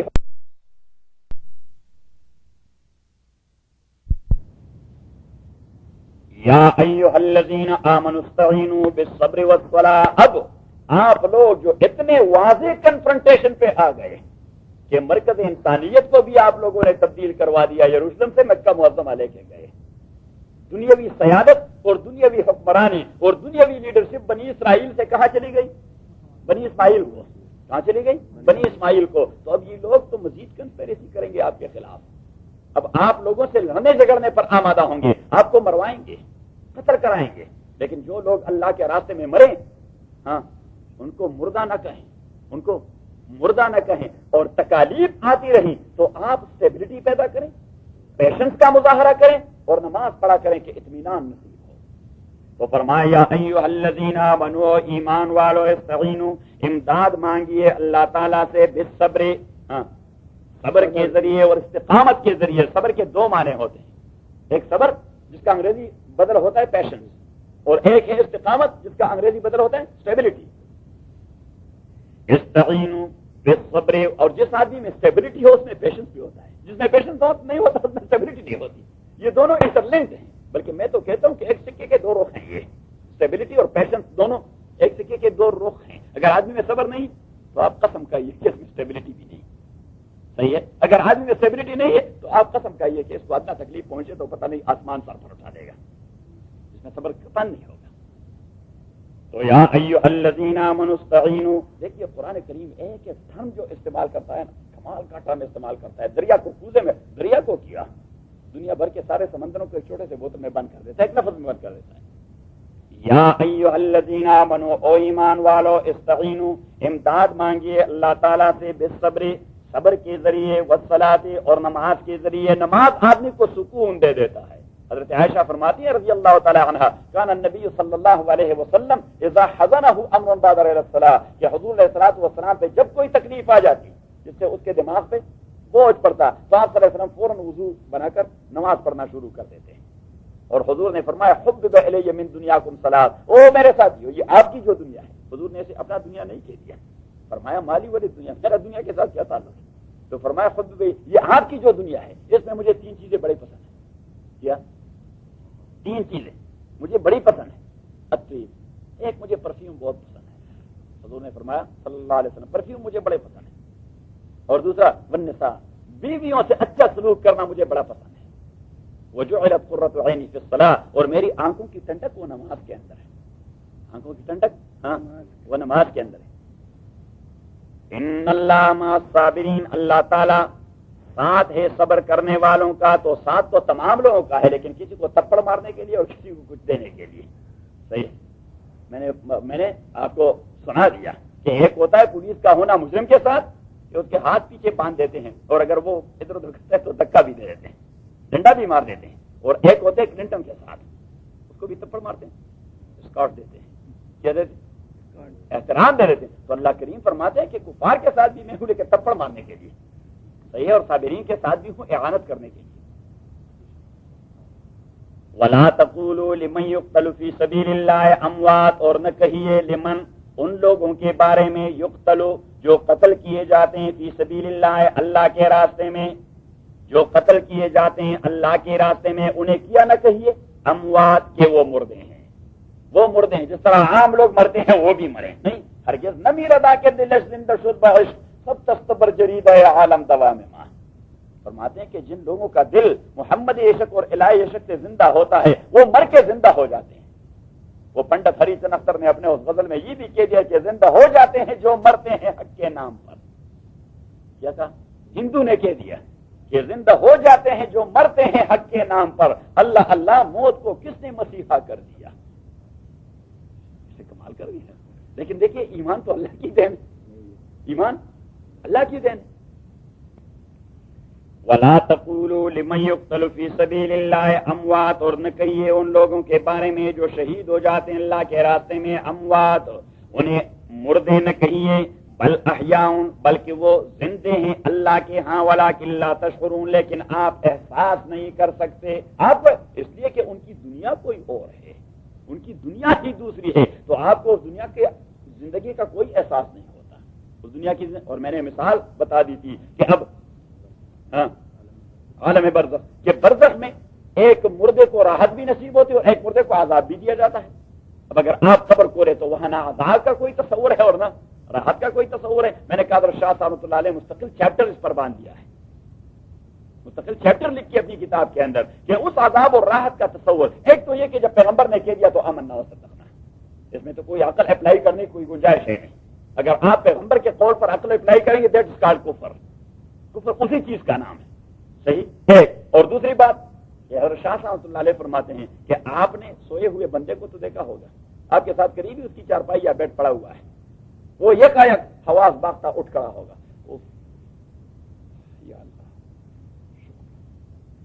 بھائی کیا ہوا؟ بھائی میں تو بیڑا غرق ہو گیا. بھائی کیا ہوا؟ فلاں اور فلاں بندوق اٹھائے ہوئے اور مجھے قتل کرنے کے درپے تھے اور میں تو 10-15 میل دوڑا. ارے خدا کے بندے بس اسی بیڈ ہی پہ پڑے ہیں. اس نے کہا کیا پتا ہے کہ میرا کیسا بیڑا غرق ہو گیا. تو مقصد تو عذاب کا ہوتا ہے تکلیف پہنچانا، تو وہ تکلیف پہنچتا رہتا ہے اسے. اسی طرح وہ راحت پہنچتا رہتا ہے اسے. کبھی آدمی کوئی اچھا سا خواب دیکھ لیتا ہے، دن بھر وہ خوش خرم رہتا ہے. کیسا رہتا ہے؟ کیونکہ یہ جو خواب ہوتا ہے نا یہ بدن کو اس طرح موٹیویٹ کرتا ہے، بدن کو اس طرح جس طرح زندگی کیا جاگے ہوئے ایک آدمی کو جو چیز موٹیویٹ کرتا ہے تکلیف کے ساتھ پر یا راحت کے ساتھ پر، اس طرح یہ خواب دیکھنا اور ڈریم اور ویژن یہ بھی آپ کو اس طرح موٹیویٹ کر دیتا ہے. وَلَا تَقُولُوا لِمَن يُقْتَلُ فِي سَبِيلِ اللَّهِ اموات بل احیاء، بلکہ وہ زندے ہیں اللہ کے ہاں، وَلَٰكِن لَّا تَشْعُرُونَ، لیکن آپ لوگ شعور نہیں رکھتے. وہ زندے ہیں اللہ کے ہاں. یہ قید آپ ضرور لگایا کریں کہ وہ زندے ہیں کہاں؟ اللہ کے ہاں. دوسری جگہ آیت میں ہے بل احیاء عند ربہم، وہ زندہ ہے عند ربہم، اپنے پروردگار کے ہاں. وہ زندہ ہے کہاں؟ اپنے پروردگار کے ہاں. آپ کا ان کے ساتھ کوئی ایسا تعلق نہیں ہونا چاہیے کہ بابا مجھے یہ دے دے اور بابا مجھے یہ دے دیں اور بابا آپ مجھے مدد دیں اور بابا آپ مجھے مدد دیں. مدد صرف دے گا اللہ تعالیٰ. ہم تو بزرگوں کے قبروں پر پھر میلے لگا دیتے ہیں اور شامیانے لگا دیتے ہیں اور پتہ نہیں رہا کہ گلاب سے غسل لے دیتے ہیں، کیا کچھ کرتے ہیں. انا للہ و انا، کرے غیر گر بت کی پوجا تو کافر، اور جو ٹہرائے بیٹا خدا کا تو کافر، مگر مومنوں پر کلی ہے گرا. مولانا حالی نے مصدق میں یہی شکوہ کر دیا تھا کہ ہندو اگر یہ کام کریں تو ہم اسے مشرک بنا دیتے ہیں، ہم کریں تو ہمارا کچھ بھی نہیں بگڑتا. حالانکہ فرق کیا ہے؟ بل احیاء ولکن لا تشعرون ولنبلونکم بشیء من الخوف والجوع ونقص من الاموال. اب اللہ تعالیٰ ہماری ذہن سازی کرتا ہے کہ یہ شہادت گاہ الفت میں قدم رکھنا ہے. لوگ آسان سمجھتے ہیں مسلمان ہونا کہ جب آپ نے کلمہ کہہ دیا ہے تو تکالیف کے لیے آپ نے یہ پھولوں کی سیج نہیں، یہ جو دین ہے یہ پھولوں کی سیج، ہم نے اسے پھولوں کی سیج سمجھ کر رکھا ہے کہ اگر راحت ہے تو دین ہے، اگر تکلیف آئے تو دین کی پھر چھٹی ہے. اور قرآن کریم نے فرمایا من الناس من یعبد اللہ علی حرف ان اصابہ خیر اطمأن به وان اصابته فتنة انقلب على وجهه خسر الدنیا والآخرہ ذلک هو الخسران المبین. اللہ کریم نے فرمایا کہ مسلمانوں میں سے بے وقوف بھی ہوتے ہیں جو دین کے ساتھ لگے رہتے ہیں. کس حد تک؟ یعبد اللہ علی حرف، زیادہ گہرے اس میں نہیں جاتے، کنارے کنارے پر رہتے ہیں. ان اصابہ خیر اطمأن به، اگر انہیں دین کے اساس پر کوئی خیر اور مال دولت مل جائے تو مطمئن ہو جاتے ہیں. دین بھائی بڑی اچھی چیز ہے. وَإِنْ أَصَابَتْهُ فِتْنَةٌ، اور تھوڑی سی مصیبت آئے تو اللہ کریم نے فرمایا انقلب علی وجهه، اباؤٹ ٹرن کر جاتے ہیں. تو اللہ نے فرمایا خسر الدنیا والآخرہ، اس آدمی نے اپنے دنیا اور آخرت کو تباہ و برباد کر دیا. ذالک هو الخسران المبین، اور سب سے بڑی لاش یہی ہے جو آدمی اپنی دنیا اور آخرت کو تباہ و برباد کر دے. اور میرے خیال میں اگر ہم گریبان میں دیکھیں تو ہماری کیفیت اس آیت کے بالکل عین مطابق ہے. کیوں وامق؟ آپ کو اس آیت پر کوئی اعتراض ہے؟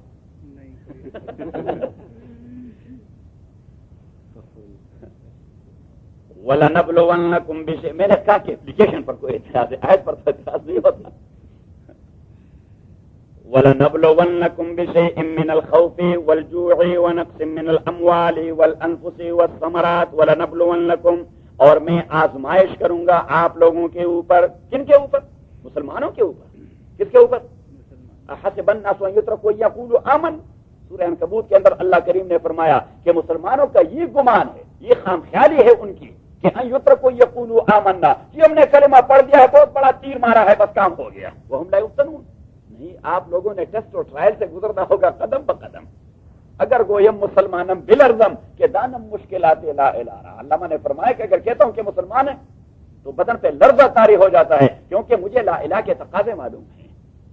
مجھے لا الہ کے کہ یہی لا الہ نماز کے وقت آپ کو نماز میں بلاتا ہے، لیکن کسوہ کے مجاہدین جو تکلیف میں ہیں تو آج یہی لا الہ ہمیں اس کے لیے بھی بلاتا ہے کہ ان کو کوئی سپورٹ ہم نہیں دے سکتے، کیونکہ ابھی تک ہم مجاہد تو بنے نہیں، ہم مجاور قسم کے لوگ ہیں، مسلمان مجاہد بنے نہیں. ورنہ دنیا میں کسی مسلمان کو تکلیف پہنچے اور تمام مسلمان یک زبان و یک آواز ہو کر اس کو سپورٹ نہ دے، یہ ایمان اللہ کے نزدیک اللہ کہ اللہ مہربانی فرمائے.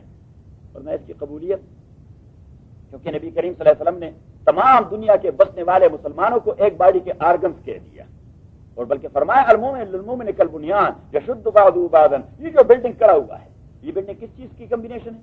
اس کے تمام، چاہے اس کا جو خسیس سا پارٹ ہو اس کی بھی اس کمبینیشن میں اہمیت ہے. اور تبھی بلڈنگ بن گیا ہے جب یہ چیزیں ایک دوسرے کے ساتھ جڑ گئی. تو حضور علیہ السلام نے فرمایا کہ مسلمان اگر بلڈنگ کے پارٹ کی طرح ایک دوسرے کے ساتھ جڑے نہیں ہوئے تو ابھی تک ان کا ایمان نہیں بنا. They are raw material then, not finished goods or finishing goods. کیوں ہے مندی صاحب؟ ایسا ہی ہے. وَلَنَبْلُوَنَّكُمْ بِشَيْءٍ مِّنَ الْخَوْفِ وَالْجُوعِ وَنَقْصٍ مِّنَ الْأَمْوَالِ وَالْأَنفُسِ وَالثَّمَرَاتِ وَلَنَبْلُوَنَّكُمْ، اور ہم اپنا ایک آئی کیو بنا دیتے ہیں ایک محدود پیمانے پر. For example I am hailing from Pakistan. اب پاکستان میں مسلمانوں کو کوئی تکلیف ہو کفار کی طرف سے، صحیح، تو میں نے تمام دنیا کے مسلمانوں کو اس کرائیٹیریا پر پرکھنا ہے کہ اس نے کشمیر کے متعلق کچھ کہا کہ نہیں کہا. اگر کوئی بڑا عالم آیا اور کشمیر کے متعلق کچھ نہ کہا، چاہے اس نے بہت ساری باتیں دین کے متعلق، بھائی کشمیر کے مسلمان، بھائی ایک کشمیر تو نہیں ہے، کشمیر ہے، فلسطین ہے، کسور ہے. جو اہمیت آپ کی نظر میں کشمیر کا ہے وہ کسی دوسرے کے نظر میں فلسطین کا ہوگا، کسی تیسرے کے نظر میں افغانستان کا ہوگا. آپ تو قوی مسلمان تب بنیں گے جب کشمیر، فلسطین، کسووا، بوسنیا، چوچنیا اور جو تمام صومالیہ اور ان تمام کو یکمش کر کے ان کی تکلیف کو ایک ہی جانے کہ یہ تمام مسائل میرے مسائل ہیں. وَلَنَبْلُوَنَّكُمْ بِشَيْءٍ مِّنَ الْخَوْفِ وَالْجُوعِ وَنَقْصٍ مِّنَ الْأَمْوَالِ، ابتلا کریں گے، آزمائش کریں گے آپ لوگوں پر. بِشَيْءٍ، تھوڑی سی، شیئن تھوڑی سی، من الخوف، تھوڑے سے ڈر سے، تھوڑا سا ڈر آ جائے گا. کیا؟ تھوڑا سا ڈر. کتنا؟ تھوڑا سا. والجوع، اور تھوڑا سا بھوک آ جائے گا، امبارگو لگ جائے گا. کیا؟ امبارگو لگ جائے گا، کوئی سینکشنز لگ جائیں گے. وَلَنَبْلُوَنَّكُمْ بِشَيْءٍ مِّنَ الْخَوْفِ وَالْجُوعِ، تھوڑے سے بھوک کے ذریعے، وَنَقْصٍ مِّنَ الْأَمْوَالِ، اور تھوڑی سی نقصان اموال میں، مال میں تھوڑی سی نقصان ہو جائے گی. وَالْأَنفُسِ، اور تھوڑی سی تکلیف آپ کے بدن میں، بیماری آ جائے گی.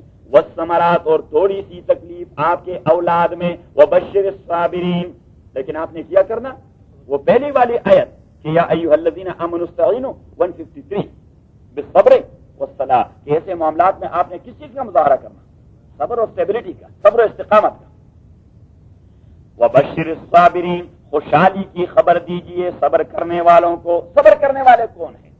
الذین، یہ وہ لوگ ہیں اذا اصابتهم مصیبت، جب پہنچ جائے انہیں کوئی مصیبت، اذا اصابتهم مصیبت، جب پہنچ جائے انہیں کوئی مصیبت، چھوٹی ہو یا بڑی ہو، قالو، وہ کہہ دیتے ہیں، الفاظ کے حوالے سے نہیں، عقیدے کے حوالے سے، ان کا عقیدہ یہ ہوتا ہے کہ انا للہ، یہ مال کیا چیز ہے، یہ اولاد کیا چیز ہے، یہ بھوک کیا چیز ہے، یہ ڈر اور خوف کیا چیز ہے، یہ پراپرٹی اور مال کیا چیز ہے، انا للہ، ہم اللہ کے ہیں۔ دیکھیے اب یہ عقیدہ بن جاتا ہے جب آدمی یہ کہے، تکلیف پہنچ جائے اور وہ کہے یہ بھائی کیا چیز ہے، ہم خود، ہماری جان یہ خود ہماری نہیں، یہ کس کی ہے؟ یہ اللہ کی، ہم تو اللہ کے ٹرسٹیز ہیں۔ تبھی تو سوئسائڈ کو شریعت نے جرم قرار دیا، خودکشی کو شریعت نے جرم کر۔ آپ کا مال آپ کا مال ہے، آپ کا مال آپ کا مال ہے، لیکن یہ آپ کا ایسا مال نہیں کہ جو دل چاہے تو وہ کرتا رہے، subject to the approval of Allah and Muhammad صلی اللہ علیہ وسلم۔ شریعت کے اپروول کے اساس پہ آپ نے لگانا ہے۔ اگر آپ نے اسے غیر شرعی کاموں میں لگایا تو مال بھی آپ کا اور عذاب بھی آپ کو مل جائے گا، اس لیے کہ آپ ٹرسٹی ہیں اللہ تعالیٰ کے۔ در حقیقت مالک ہر شے خدا، یہ امانت چند روزہ نزدماس، فارسی کے ایک شاعر نے کہہ دیا کہ در حقیقت مالک ہر شے خدا، یہ امانت چند روزہ نزدمات، کہ یہ تو چند روز کی امانت ہے جو ہمارے ہاتھوں میں تما دی گئی ہے، اب ہمارے مرنے کے بعد ہمارا بیٹا تیار کرا ہے وہ امانت اس کے ہاتھ میں، دین ہی ول بی دی ٹرسٹی۔ اس طرح مسجد کا مسئلہ ہوتا ہے، کل جمیل صاحب صدر تھے، آج وامق صدر ہیں یا اظہر صاحب صدر ہیں، پرسوں ترسوں کوئی اور صدر ہوگا، یہ کسی کی باپ کی جاگیر تو نہیں، such is the case of your own property. آج آپ اس کے ٹرسٹی ہیں اور tomorrow your son will be the trustee, and day after tomorrow your grandson will be the trustee. صحیح، اب اس کے مالک توڑے ہیں، در حقیقت مالک ہر شے خدا، یہ امانت چند روزہ نزدمات۔ تو اس امانت کو آپ نے کس طرح ڈسپوز آف کرنا ہے؟ جس طرح اللہ چاہے۔ الذین، ویسے قرآن کریم ذہن بنا دیتا ہے ٹھیک ٹھاک، نہیں بنتا؟ کوئی ذہن بنتی ہے آپ لوگوں کی؟ نہیں۔ الذین، نوید آپ کو نیند تو نہیں آ رہی؟ اچھا ٹھیک ہے، جون کیا ممکن آ جاتا ہے، نیند نہیں آتی۔ یہ ہم سبق پڑھ رہے تھے دارالعلوم میں، شیخ الحدیث صاحب وہ بخاری پڑھا رہے تھے، تو ایک چیپٹر میں کہ نبی کریم صلی اللہ علیہ وسلم سے پوچھا گیا کہ ای الاعمال احب الی اللہ، اللہ کے نبی اللہ کو سب سے محبوب عمل کون سا ہے؟ تو حضور علیہ الصلوۃ والسلام نے اس صحابی کو جواب دیا نماز۔ ایک دوسرا صحابی روایت کرتے ہیں ایک دوسرے موقع پر آپ صلی اللہ علیہ وسلم سے پوچھا گیا کہ سب سے بہترین عمل کون سا ہے؟ تو حضور علیہ السلام نے فرمایا جہاد فی سبیل اللہ، اللہ کے راستے میں جہاد کرنا۔ ایک تیسرے موقع پر کسی صحابی نے حضور علیہ الصلوۃ والسلام سے پوچھ لیا بہترین عمل کون سا ہے؟ حضور علیہ السلام نے فرمایا بر الوالدین، والدین کے ساتھ احسان کرنا۔ ایک چوتھے موقع پر کسی اور صحابی نے پوچھ لیا یہ سب سے بہترین عمل کون سا ہے؟ حضور علیہ الصلوۃ والسلام نے فرمایا صدقہ، غریبوں پر صدقہ کرنا، اپنے مال کا کچھ حصہ نیڈی اور پور کو دینا۔ تو شیخ الحدیث صاحب تمام احادیث کو تطبیق کر رہا تھا کہ یہ مختلف جوابات کیوں ہیں۔ تو ایک تطبیق آپ نے فرمائی اس لیے کہ جو آدمی آیا تھا یا تو اس میں اس عمل کی کوتاہی تھی تو حضور علیہ الصلوۃ والسلام اسے ترغیب دلانا چاہتا تھا، اس کے ذہن میں اس کی پرائرٹی اور ترجیح پیدا کرنی تھی، ترغیب دے رہا تھا، یا یہ کہ وہ آدمی اس عمل سے کمیٹڈ تھا تو اسے سیٹسفیکشن دے رہا تھا کہ آپ اپنے اس عمل کے ساتھ کمیٹڈ رہیں، دیٹ از دی بیسٹ عمل، دیٹ از دی بیسٹ عمل۔ اور یہ اوقات اور انوائرمنٹ اور ماحول اور سچویشن کا ڈیمانڈ ہوا کرتا ہے کہ اگر جہاد کا موقع ہو تو ہم لوگوں سے کہیں گے کہ بھائی بہت سارے نفل اگر کسی نے پڑھ لیے تو بہت بڑا ثواب ملے گا، نہیں بھائی نفل کا کوئی ثواب نہیں، چلو میدان میں چلے جاؤ۔ آج کا تقاضا پھر یہی ہے، صحیح ہے۔ تو شیخ الحدیث صاحب یہ تصدیق کر رہے تھے، اور ایک طالب علم وہ اس طرح شیخ الحدیث صاحب 500-600 طالب علم ہم ہوتے، اب یہ جو علماء ہوتے ہیں ان کے تمام شاگردوں پر نظر ہوتے ہیں چاہے سینکڑوں کی تعداد میں ہی کیوں نہ ہو۔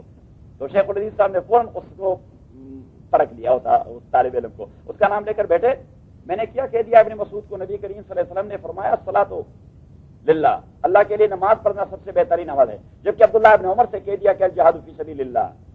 تو 4 احادیث آئی ہیں باب میں، تطبیق کیا ہے، تو وہ بس ہکا بکا ہو گیا، ہکا بکا۔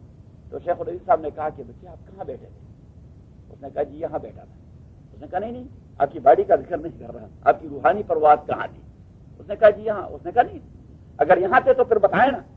نہیں تھے یہاں، ذرا بتائیں کہاں تھے؟ اس نے کہا جی میں آج صبح جب اپنے گاؤں سے آ رہا تھا تو وہاں سڑک پہ ایک پل گر گیا تھا اور بسوں کو اتنی تکلیف ہو رہی تھی کہ کھیتوں میں نیچے جا کر پھر واپس وہ 2-3 بس وہاں پنس چکے تھے، تو میری ذہن میں یہ بات گھوم رہی کہ یہ پل کب بنے گا۔ اب نوید کو کبھی نیند کا جونک آ جاتا ہے اور کبھی کہتا ہے کہ پرنس صاحب واپس کب آئے گا؟ پرنس کو محل ایک پیٹ ہی دے کبھی نہ کبھی۔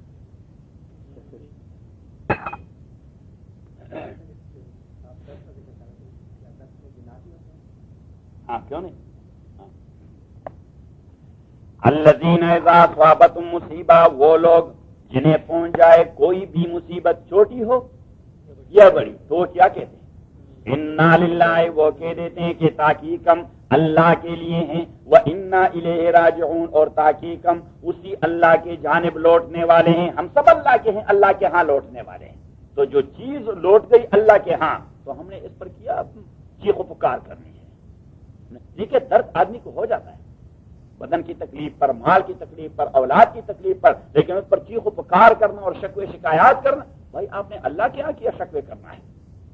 آپ نے اللہ کیا، اللہ نے آپ کے ساتھ کون سی زیادتی؟ اگر آپ کی باڈی کی تکلیف ہے ٹھیک ہے، آپ سے برداشت نہیں ہو سکتی، لیکن یہ باڈی بھی آپ کی تو نہیں، تو اللہ کی ہے۔ آپ کی اولاد میں کوئی تکلیف آپ نے فیس کر لی تو یہ اولاد بھی آپ کی تو نہیں، یہ تو اللہ کی ملکیت ہے۔ آپ کی پراپرٹی یہ ساری اللہ کی ملکیت ہے۔ ذرا حقیقت مالک ہر شے خدا، اس میں فارسی کا شعر سب سے بہترین ہے کہ یہ امانت چند روزانے سے مال۔ اور نبی کریم صلی اللہ علیہ وسلم گھر میں تشریف فرماتے تو ہوا کا جھونکا آیا تو جو دیا جل رہا تھا وہ بجھ گیا، تو حضور السلام نے فرمایا انا للہ و انا الیہ راجعون۔ حضرت عائشہ صدیقہ رضی اللہ تعالیٰ نے عرض کیا انا سراج طفیت، اللہ کے نبی یہ تو بس ایک دیا تھا جو بجھ گیا، تو آپ نے اس پر بھی انا للہ کہہ دیا، یہ بھی مصیبت ہے؟ تو حضور الصلوۃ والسلام نے فرمایا کل ما اساء المؤمن فہی مصیبہ، وہ چیز جو آدمی کو رنجیدہ بنا دے، وہ رنج توڑا ہو یا بڑا ہو، اس کو مصیبت کہتے ہیں۔ حتی الشوکہ یشاقها فی رجل احدکم، حتیٰ کہ وہ کانٹا جو آپ کے پاؤں میں چھپ جائے وہ بھی ایک تکلیف ہے، کیونکہ فار ٹائم بینگ آپ کو تھوڑی سی تکلیف تو ہو جاتی ہے، تو آپ وہاں بھی انا للہ و انا الیہ راجعون کہہ دیں، اللہ تعالیٰ مفت میں 10 میں کیا دے دیتا ہے۔ تو اگر $10 آدمی کو ملا انا للہ کے ساتھ تو میرے خیال میں 1 منٹ میں 10 بار وہ کہہ دے گا، ڈیوائز کر دے گا۔ اس لیے کہ ڈالر کی اہمیت ہے، نیکی کی کوئی اتنی اہمیت ہے نہیں، کیوں سیڑھی پہ چڑھا دے گا انا للہ و انا الیہ راجعون۔ آگے آنے والی مصیبت ٹل جائے گی۔ اولئک، یہی لوگ ہیں، علیہم صلوات من ربہم، کہ ان کے اوپر صلوات ظاہری رحمتیں ہیں، من ربہم، ان کے پروردگار کی جانب سے، ورحمت، اور باطنی رحمت ہے۔ صلوات اس پلورل اینڈ رحمت سنگولر۔ صلوات ظاہری رحمتیں بہت ساری، ظاہری رحمتیں تو بہت ساری ہوتی ہیں۔ یہ آپ کے خوبصورت بال، ہاں یہ ایک رحمت، یہ آپ کی خوبصورت داڑھی، یہ دوسری رحمت، یہ آپ کا بہترین ناک، ہاں یہ تیسری رحمت، یہ آپ کی آنکھیں، یہ چوتھی رحمت، یہ آپ کے بنگلے اور آبرویں، یہ کیا کچھ شمار کرو گے؟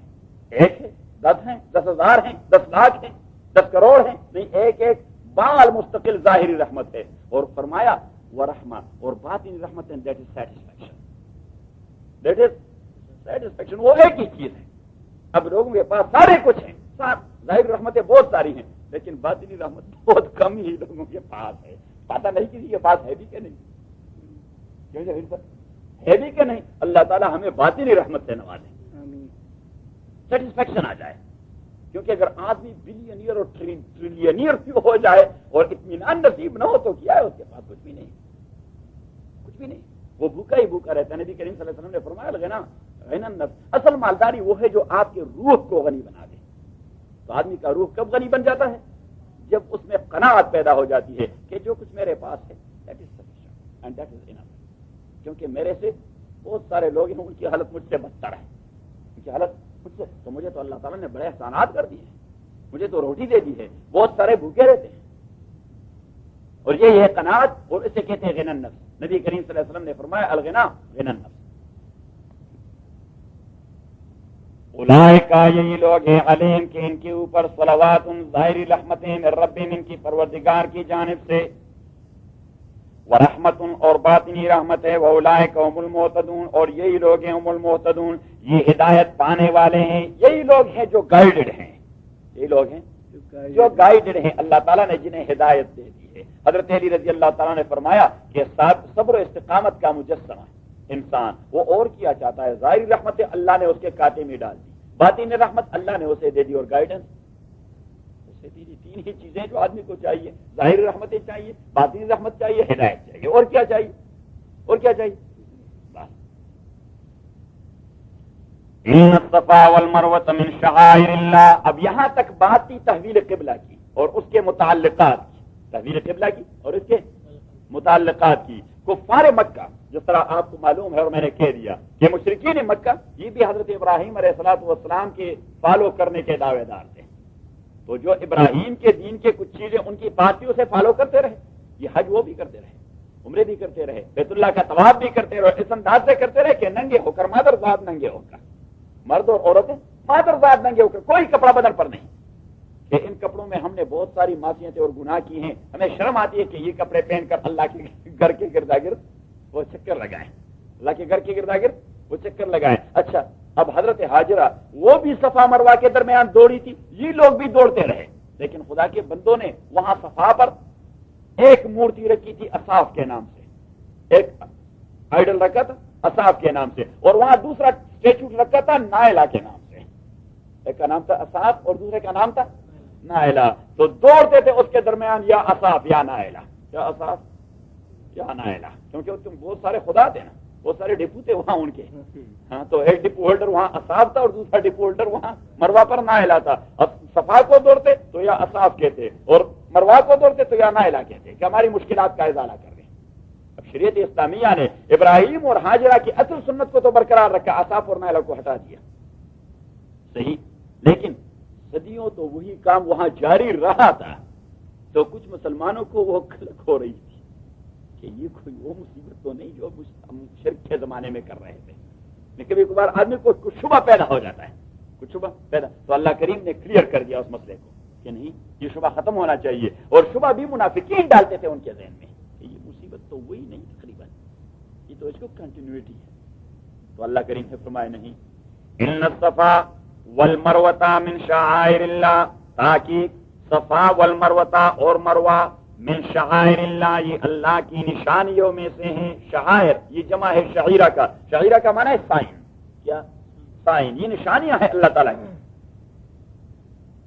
ان الصفا والمروۃ من شعائر اللہ، تاکہ صفا اور مروہ من شعائر اللہ یہ نشانیاں ہیں اللہ تعالیٰ کی۔ اب نشانیاں جس کی نشانیاں ہوتی اتنی عظیم ہوتی ہیں جتنی وہ قوت عظیم ہوتی ہے جس کی نشانی ہوتی ہے۔ اب یہ ہوتی ہے فور سٹار کی جو نشانیاں لگی ہوتی ہیں، تو وہ کیا ہے؟ ایک ٹن کا ٹکڑا ہے، وہاں لگا ہوا ہے، پتہ نہیں کوئی 25 سینٹ پر بھی نہیں خریدے گا 25 سینٹ پہ، لیکن اگر آپ نے وائلیٹ کر دیا تو $100 کا ٹکٹ مل جائے گا۔ کتنے کا؟ $100 کا، کیونکہ وہ سائن وہ ٹن کا ٹکڑا نہیں، وہ ٹریفک پولیس کو اور ان کے رولز اور لاز کو ریپرزینٹ کرتی ہے۔ اللہ کریم نے فرمایا کہ صفا پہاڑی ہوگی اور مروہ بھی پہاڑی ہوگی، but these are the signs of Allah سبحانہ و تعالی۔ تو اتنی عظیم ہے یہ سائنس جتنے اس کے مالک عظیم ہے، صحیح؟ تو فرمایا ان الصفا، تحقیق صفا والمروۃ اور مروہ من شعائر اللہ یہ اللہ کی نشانیوں میں سے ہیں۔ فمن حج البیت، پس جو آدمی حج البیت حج کرے بیت اللہ کا، او اعتمر یا عمرہ کرنے جائے، حج یا عمرہ، فلا جناح علیہ ان یطوف بہما، پس نہیں کوئی گناہ اس کے اوپر، ان یطوف بہما کہ وہ سعی کر دے، دوڑے۔ طواف کا معنی ہے درمیان دو، طواف کا معنی ہے اصل میں ارتاگرد چکر لگانا۔ تو یہاں آپ صفا سے شروع ہو جائیں گے مروہ تک، اور مروہ سے شروع ہو جائیں گے صفا تک، صفا سے شروع ہو جائیں گے مروہ تک، مروہ سے شروع ہو جائیں گے صفا تک۔ یہ طواف کی صورت ہے، اس طرح 7 پھیرے لگانے ہیں آپ نے، کیا لگانے ہیں؟ 7 پھیرے لگانے ہیں، ہاں صحیح ہے۔ فمن حج البیت، پس جو حج کرنے چلا جائے بیت اللہ کا، واعتمر یا عمرہ کرے، فلا جناح علیہ نہیں کوئی گناہ اس کے اوپر، ان یطوف بہما کہ وہ سعی کرے، بہما ان دونوں کے درمیان، ومن تطوع خیرا اور جس نے تطوع یہ تو کا معنی ہے رضامندی ظاہر کرنا، کیا رضامندی ومن تطوع خیرا، جس نے خیر کے لیے جتنی رضامندی ظاہر کر دی، خیر کے کام کے لیے جتنی رضامندی ظاہر کر دی، اس لیے یہ نفل کو تطوع کہتے ہیں شریعت میں۔ نفل عبادت جو ہے، نماز ہو، روزہ ہو، صدقہ ہو، جو کچھ ہے، اسے کیا کہتے ہیں؟ تطوع، کہ آپ نے دلی رضامندی ظاہر کر دی ہے خیر کے لیے۔ ومن تطوع خیرن، اور جس نے دلی رضامندی ظاہر کر دی خیرن کسی خیر کے لیے، فإن اللہ، تو تحقیق اللہ تعالی شاکرن اس کا شکر قبول کرنے والا ہے۔ یہ دیکھیے وہی ڈیفینیشن یہاں اپلائی ہو گئی کہ شکر نام کس چیز کا ہے؟ کہ جو نعمت اللہ نے دی ہے اسے اللہ کے لیے صرف کرنا۔ تو اللہ کریم نے فرمایا کہ جس نے خیر کو کھلے دل سے قبول کر لیا، فإن اللہ شاکر، تو اللہ کریم اس کے شکر کو قبول کرنے والا ہے، حلیم، اور اس کی نیت کو جاننے والا ہے۔ کیونکہ آپ کو جو ثواب ملے گا وہ نیت کے اساس پر۔ میں نے $1000 دیے ہوں گے کسی خیر کے کام میں، جمیل بھائی نے $5 دیے ہوں گے، میری نیت میں زیادہ خلوص نہیں ہوگا، کوئی پرسٹیج کے لیے دیا ہوگا کہ $1000 اس نے دے دیے، اور جمیل صاحب نے خالص اللہ کے لیے دیے ہوں گے۔ اب اللہ کریم جو ثواب دے دیتا ہے وہ نیت کے ساتھ پہ دے دیتا ہے۔ وہاں قیامت میں جو ریوارڈ ملے گا اس کے 5 کا زیادہ ہوگا، میرا 1000 کا لٹل بٹ، تھوڑا سا۔ یہ ہے علیم کا مفہوم۔ فإن اللہ، تحقیق اللہ تعالیٰ شاکر، اس کے شکر کو قبول کرنے والا ہے، علیم، اور جاننے والا ہے ان کی نیت کے اخلاص کو۔ ان الذین یکتمون ما انزلنا من البینات، ان الذین یکتمون ما انزلنا من البینات۔ اب یہ اعتراضات کون کر رہے تھے؟ پیپل آف دا بک۔ کون؟ پیپل آف دا بک۔ تو اللہ کریم فرماتے ہیں کہ میں نے تو انہیں کتابیں دی تھی، یہ ساری چیزیں ان کتابوں میں کلیئر کٹ موجود ہیں، وہ کیوں چھپاتے ہیں؟ تو انہیں تخویف دے دیتا ہے، وارننگ دے دیتا ہے۔ کیا دیتا ہے؟ فرمایا ان الذین، تحقیق وہ لوگ، یکتمون ما انزلنا من البینات، جو چھپا دیتے ہیں ما وہ چیزیں، انزلنا جو ہم نے نازل کی ہیں، من البینات ظاہری احکام، بینات مانا کلیئر کٹ احکام، والہدی اور ہدایت، اس کو چھپا دیتے ہیں، احکام کو اور ہدایت کو چھپا دیتے ہیں، من بعد ما بینا، اس کے بعد جو میں نے واضح کر دیا ہے، للناس انسانوں کو، فی الکتاب نازل شدہ کتاب میں۔ تو جو لوگ اسے چھپاتے ہیں، اولئک یہی لوگ، یلعنہم اللہ، لعنت کرے گا ان کے اوپر اللہ تعالیٰ، ویلعنہم اللاعنون، اور لعنت کرے گا ان کے اوپر لعنت کرنے والے۔ تو یہ مسئلہ یہ خاص نہیں ہے پیپل آف دا بک کے لیے، ہر وہ آدمی جو کتاب اللہ کا کوئی مسئلہ جانتا ہو اور کسی مسئلہ کے پیش نظر اسے چھپاتا رہتا ہو، تو یہی حکم اس کے لیے کہ اولئک یلعنہم اللہ ویلعنہم اللاعنون، کہ لعنت کرنے والے بھی اس پر لعنت کہیں گے۔ اور لعنت کرنے والے کون ہوتے ہیں؟ اللہ کے ملائکے۔ اللہ کا ملائکہ وہ کہتا ہے کہ لعنت ہو آپ پر، تف ہو آپ پر، پیغمبر کے ممبر پر کھڑے ہو کر حق کو چھپا رہے ہو، بدبخت آپ کو شرم نہیں آتی۔ اور اللہ بھی کہتا ہے کہ لعنت ہو آپ پر۔ تو جب اللہ کہے کہ لعنت ہو آپ پر تو اللہ بچائے، اللہ بچائے۔ جب اللہ کے فرشتے کہیں کہ لعنت ہو آپ پر، اللہ بچائے۔ ایک بار پھر، ان الذین، تحقیق وہ لوگ، یکتمونا جو چھپا دیتے ہیں، ما انزلنا من البینات وہ جو ہم نے نازل کر دیا ہے، من البینات کلیئر کٹ احکام، والہدی اور گائیڈنس، من بعد ما بینا للناس فی الکتاب اس کے بعد جو میں نے واضح کر دیا ہے، للناس لوگوں کے لیے، فی الکتاب قرآن کریم میں یا تورات اور انجیل میں، اور یہ لوگ چھپا دیتے ہیں اسے۔ اولئک، تو یہ جو وارننگ ہے یہ مولویوں کے لیے ہے، اس کے لیے، کیونکہ وہی ہی جانتے ہیں، غیر مولوی تو نہیں جانتا۔ اولئک یہی لوگ، یلعنہم اللہ، لعنت کرے گا ان کے اوپر اللہ تعالیٰ، ویلعنہم اللاعنون، اور لعنت کرتے ہیں ان کے اوپر لعن بھیجنے والے، الا الذین، ہاں اب بھی وقت ہے، صبح کا بولا اگر شام کو گھر آئے۔ آج لیکن ایک مسئلہ ہے کہ جرم آپ نے جس انداز کا کیا ہو، توبہ اسی کا اسی انداز کا ہوگا۔ اگر آپ نے جرم تنہائی میں کی ہو تو توبہ بھی آپ تنہائی میں کریں، لیکن اگر آپ نے جرم سوسائٹی میں ویزیبل کر دیا ہو تو توبہ بھی آپ نے ویزیبلی کرنا ہوگا، تاکہ ان لوگوں کو پتہ لگ جائے جو آپ کے گناہ سے مطلع ہیں، ان کو آپ کے توبے کا بھی پتہ لگ جائے، آپ کے پشیمانی اور ندامت کا بھی پتہ لگ جائے۔ ان الذین، مگر وہ لوگ، تابوا جو توبہ کر دیتے ہیں، وہ اصلحوا اور توبہ کرنے کے بعد اپنے عمل کی اصلاح کر جاتے ہیں۔ توبے کا یہ معنی ہے، یہ نہیں ہے کہ آج بس اب پشیمان ہیں ہم، اچھا اب پشیمان ہے اور کل پھر اگر موقع مل گیا تو پھر آپ وہی خباثت کریں گے، تو یہ تو توبہ نہیں، تو اللہ کے ساتھ آپ مذاق کر رہے ہیں، یہ اللہ کے ساتھ آپ مسخرے کر رہے ہیں، جوک کر رہے ہیں آپ۔ اس لیے اللہ کریم نے رائٹ اوے توبے کے بعد وہ اصلحو کا قید لگا دیا کہ الا الذین، مگر وہ لوگ، تابو جنہوں نے توبہ کر دیا، وہ اصلحوا اور اپنے عقیدے اور عمل کی اصلاح کر دی، وہ بینوا اور کلیئر کٹ احکام بتلا دیے، وہ بینوا اور کلیئر کٹ احکام بتلا دیے بغیر کسی مصلحت کے۔ حکم اللہ کا اور پیغمبر کا کلیئر کٹ بتانا، لیکن انداز آپ کا جاذب ہونا چاہیے، اٹریکٹیو ہونا چاہیے۔ مسئلہ یہی ہے کہ انداز آپ کا جاذب، اس میں کوئی مسئلہ نہیں کہ جہاں حکم کا تقاضا یہاں کا ماحول تو چلتا ہے، گزارا کرنا چاہیے۔ کیا گزارا کرنا چاہیے؟ یہ آپ کو کس نے حق دیا کہ اللہ نے ایک بات کہہ دی آپ اسے چھپاتے رہیں گے؟ پیغمبر نے ایک بات کہہ دی، لوگ مانے یا نہ مانے آپ اپنی بات کرتے بس، لوگ مانے یا پیغمبر سے اللہ کریم نے کہہ دیا کہ آپ اس پر مکلف نہ ہیں، نہیں کہ ابو جہل ایمان لائے، لیکن آپ بات کرتے رہے ہوتے ہیں۔ آپ اس پر مکلف نہیں کہ ابو لہب آپ کا چچا مسلمان ہو جائے، لیکن آپ اسے بات کرتے رہیں۔ تو نبی کریم صلی اللہ علیہ وسلم ابو جہل سے بھی بات کرتا رہا، ابو لہب سے بھی بات کرتا رہا، ولید ابن مغیرہ سے بھی بات کرتا، ایک بار نہیں، 10 بار نہیں، 100 بار نہیں، بس جب بھی ملتے کہہ رہے تھے چچا جان میں آپ کو ایک بات کہہ دیتا ہوں، صحیح ہے؟ وہ بھی کہتی ہے کہ مصیبت گلے پڑی ہے کہ یہ کیا گلے پڑ چکا، یہ تو بات کو چھوڑتے ہی نہیں، یہ بات کو چھوڑتے ہی نہیں، کبھی ایک منصوبہ کبھی دوسرا منصوبہ، کبھی ڈیلیگیشن بنا دی چیف آف ٹرائب، ابو لہب ہے، ابو لہب ہے، ابو جہل ہے، جی ولید ابن مغیرہ ہے، نضر ابن حارث ہے، ابن عامر ہے، عقبہ ابن ابی معیط ہے، ابی ابن خلف جمحی ہے، فلاں ہے، فلاں ہے، یہ سارے ہاؤس آف دا لارڈ کے ممبر تھے، لارڈ کے ہاؤس کے ممبر تھے جو ریپرزینٹ کرتے تھے اپنے اپنے قبیلے۔ بڑا جرگہ لے کر ابو طالب کے پاس آئے، کیونکہ ابو طالب he was the guardian, he was the one who supported رسول اللہ صلی اللہ علیہ وسلم، اس کے پاس آئے، اس کو یہ سمجھا یہ ہمارے لیے بڑی مصیبتیں،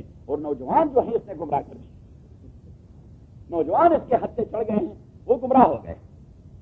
تو ابو طالب نے نبی کریم صلی اللہ علیہ وسلم کو بلایا اور کہہ دیا کہ بیٹے یہ آپ کے قوم کے بڑے ہیں، یہ آپ کے قوم کے بڑے ہیں، آپ کے چچائے ہیں اور پتہ نہیں کیا ہے اور کیا ہیں، یہ آئے ہیں کہ کچھ اگر آپ اپنے انداز میں نرمی پیدا کریں کہ آپ کا ٹون بڑا ہارش اور ہارڈ ہے۔ نبی کریم صلی اللہ علیہ وسلم نے فرمایا کہ اللہ نے میرے متعلق کہہ دیا ہے اگر میرا ٹون ہارش اور ہارڈ ہوتا تو بلال حبشہ کو چھوڑ کر میرے پاس نہ رہتا، زید یمن کو چھوڑ کر اپنے باپ کو چھوڑ کر میرے پاس نہ رہتا، سلمان فارس کو چھوڑ کر میرے پاس نہ رہتا۔ یہ تو میرا ٹون جو ہے وہ ہارش اور ہارڈ نہیں، بڑی لینینٹ ہے۔ قرآن کریم نے فرمایا فَبِمَا رَحْمَةٍ مِّنَ اللَّهِ لِنْتَ لَهُمْ، یہ بھی آپ کے ساتھ اللہ کی مہربانی ہے کہ آپ دشمن کے لیے بھی نرم ہیں، اس سے بھی نرم ٹون میں بات کرتے ہیں، اور دوست کے لیے تو ہیں ہی نرم۔ اور فرمایا وَلَوْ كُنْتَ فَظًّا غَلِيظَ الْقَلْبِ، اگر آپ کے ذہن میں تنگی ہوتی اور آپ غصے ہوتے لَانفَضُّوا مِنْ حَوْلِكَ، تو بلال یہاں کیا کرتے وہ حبشے پہنچ جاتا، عمار بن یاسر یہاں کیا کرتے وہ ایتھوپیا پہنچ جاتا، صہیب یہاں کیا کرتا وہ روم پہنچ جاتا، اٹالیا۔ وہ اپنے وطن کو چھوڑ کر آپ لوگ آپ کے پاس رہ رہے ہیں، اس لیے کہ وہ آپ کو چھوڑنا نہیں چاہتے کہ اس آدمی ہمیں ملے گا کہیں۔ تو اس نے کہا کہ چچا جان میرے ٹون میں تو کوئی ہارش اور ہارڈشپ اسی کا کوئی تصور ہے نہیں۔ تو اس نے کہا نہیں یہ لوگ کہتے ہیں کہ ٹھیک ہے لیکن ان کا ڈیمانڈ ہے۔ تو نبی کریم صلی اللہ علیہ وسلم نے فرمایا اچھا یہ مجھ سے کمپرومائز کروانا چاہتے ہیں؟ تو فرمایا فواللہ چچا جان خدا کی قسم لو وضعوا فی احداک الشمس وفی الاخرى القمر، اگر یہ میرے ایک ہاتھ میں دنیا کو چھوڑیے، یہ دنیا جو ان کے کنٹرول میں ہے، اگر اللہ والی دنیا ہیونلی باڈی یہ سورج لا کے میرے ایک ہاتھ میں رکھے اور چاند لا کر میرے دوسرے ہاتھ میں رکھے، بات میری وہی ہوگی جس کے لیے مجھے اللہ نے بھجوا دیا ہے۔ اور فرمایا کہ چچا جان اگر آپ کو میری وجہ سے تکلیف ہو رہی ہے، ان چیفٹینس کو آپ نہیں فیس کر سکتے، تو میں آپ کا شکریہ ادا کر کے آپ کے گھر کو چھوڑ رہا ہوں۔ ابو طالب بھی جاندار آدمی تھے، اس نے اپنے بھائی سمیت تمام کو کہا کہ نکلو بھائی نکلو، اسے کہا بیٹے جو چاہے کرتے رہو میں ہوں۔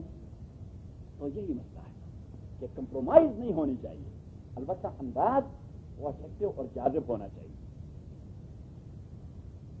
لیکن مسئلہ یہ ہے کہ اگر آپ کا انداز جاذب بھی اور اٹریکٹیو بھی ہو، لیکن جو خامی جس آدمی میں ہے، جس فرد میں ہے، اگر آپ اسے ڈسکس کریں گے تو وہ آدمی کہے گا بھائی مولوی صاحب بڑے سخت ہیں۔ بھائی کیا سخت ہے مولوی صاحب؟ یہ مولوی صاحب سخت ہے کہ خدا سخت ہے؟ یہ اللہ سخت ہے اور رسول اللہ سخت ہے؟ یہ شے کو ذرا زور دیا کریں۔ ان الذين يكتمون ما انزلنا من البينات، تحقیق وہ لوگ جو چھپا دیتے ہیں ما وہ چیز انزلنا جو ہم نے نازل کر دیا ہے، من البينات واضح احکام، جو واضح احکام، والہدی اور گائیڈنس اور ہدایت، من بعد ما بینا اور چھپا دیتے ہیں کب؟ جب ہم نے اسے واضح کر دیا ہے لوگوں کو کتاب میں. کتاب یعنی آپ ایسی خباثت کر رہے ہیں کہ جو چیز لوگوں کو معلوم ہے آپ وہ چھپا رہے ہیں. یعنی مین کہ انڈرسٹوڈ مسئلے کو آپ پاؤں تلے دبا رہے ہیں. یہ تو عجیب مت. ایک ایشو تو ایسا ہوتا ہے کہ لوگوں کو نہیں معلوم ہوتا تو اگر آپ چھپانے کی کوشش کریں گے تو وہ چھپ جائے گا. لیکن جو ایشو لوگوں کو معلوم ہے آپ اسے چھپانے کی کوشش کر رہے ہیں. من بعد ما بینا للناس، اس کے بعد جو میں نے بیان کر دیا ہے کلیئر کٹ للناس لوگوں کے لیے، فی الکتاب کتاب میں، اولئک یہی لوگ یلعنہم اللہ لعن کریں گے ان کے اوپر اللہ تعالیٰ، ویلعنہم اللاعنون اور لعن کرتے ہیں ان کے اوپر لعنت کرنے والے، الا الذین مگر وہ لوگ نہیں، تابوا جنہوں نے توبہ کر دیا، واصلحوا اور عمل اور عقیدے کی اصلاح کر دی، وبینوا اور کلیئر کٹ بیان کر دیے احکام خداوندی، فاولئک یہی لوگ وہ ہیں اتوب علیہم کہ میں رجوع کر دیتا ہوں ان پر. رجوع کرنے کا معنی یہ کہ امٹ کر دیتا ہوں ان کے گناہ کو. کیا کر دیتا ہوں؟ فاولئک اتوب علیہم وانا التواب الرحیم اور میں توبہ قبول کرنے والا اور مہربان ہوں. ان الذین تحقیق وہ لوگ کفروا جو کفر کر چکے، وماتوا اور مر گئے ہیں، وہم کفار اس حالت میں کہ وہ کافر تھے. جو کفر کر چکے ہیں اور مر گئے ہیں اس حالت میں کہ وہ کافر تھے، اولئک یہی لوگ علیہم لعنت اللہ ان کے اوپر اللہ کی لعنت ہے، والملائکہ فرشتوں کی لعنت ہے، والناس اجمعین اور انسانوں کی تمام کی لعنت ہے ان کے اوپر، خالدین فیہا ہمیشہ ہوں گے یہ اس لعنت میں. لا یخفف عنہم العذاب تخفیف نہیں کی جائے گی، لائٹ نہیں کی جائے گی ان سے عذاب میں کوئی تخفیف نہیں کی جائے گی. لا یخفف کوئی تخفیف نہیں کی جائے گی ان سے عذاب میں، ولا هم ينظرون اور نہ انہیں مہلت دی جائے گی. اس میں کوئی انٹرول بھی نہیں ہے. اللہ کریم نے فرمایا کہ ہوتا بھی نہیں کہ آپ وہ ذرا بٹن نیچے لے آئے کہ اسپیڈ ذرا عذاب کا کم. اس نے کہا کہ اسپیڈ بھی کم نہیں ہو رہا اور ہوتا بھی نہیں چلو جی موٹر گرم ہو گیا وہ ذرا آپ کر دیں تھوڑی دیر کے لیے. اللہ کریم نے فرمایا نہ موٹر گرم ہوگا اور نہ اس کی اسپیڈ میں کمی آئے گی، وہ عذاب والا موٹر پر چلتا رہے گا. اللہ بچائے. کیسا عجیب عذاب کا تصور دے دیا کہ اس میں کوئی انٹرول اور پیریڈ اور اسٹاپ بھی نہیں ہے اور اس میں اسپیڈ کم کرنا بھی نہیں. لا یخفف عنہم العذاب تخفیف نہیں کی جائے گی ان سے عذاب میں، ولا هم ينظرون اور نہ انہیں مہلت دے دی جائے گی. وإلہکم الہ واحد. اب اللہ کریم نے فرمایا سارے مسئلے اپنی جگہ لیکن توت والی بات، سارے مسئلے اپنی جگہ لیکن اللہ کریم نے فرمایا بہت سارے مسئلے چھیڑ دیے. توت والی بات وہ یاد رکھے، that is the original issue. توحید. کیا توحید؟ تو یہ کون سی بات ہے؟ چوتھی بات. کون سی بات ہے؟ چوتھی بات. وَإِلَٰهُكُمْ إِلَٰهٌ وَاحِدٌ.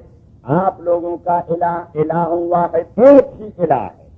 آپ لوگوں کا معبود ایک ہی معبود ہے. یقیناً ہم تری عالم کے لا معبود الا هو ولا موجود فی الکون لا مقصود الا هو. آپ یاد کریں، آپ کی زبان کی اور عمر دین کی زبان کی شعر تو یاد رکھیں. یقیناً ہم تری عالم کہ لا معبود الا هو ولا موجود فی الکون لا مقصود الا هو. وَإِلَٰهُكُمْ اور آپ لوگوں کا الہ معبود الہ واحد، ایک ہی الہ ہے. خطاب کن سے؟ مسلمانوں سے. کہ آپ لوگوں کا معبود ایک ہی معبود ہے. جو آپ کے علاوہ دوسرے لوگ ہیں ان کے تو بہت سارے معبود ہیں. ان کے خوشی کا ایک معبود اور غمی کا دوسرا معبود، بچے کا تیسرا معبود اور بیوی کا چوتھا معبود، جی موٹر کے لیے کوئی پانچواں معبود اور گھر کے لیے کوئی چھٹا معبود. انہوں نے تو بالکل یہ ڈیلیگیشن آف پاور کر دیا ہے.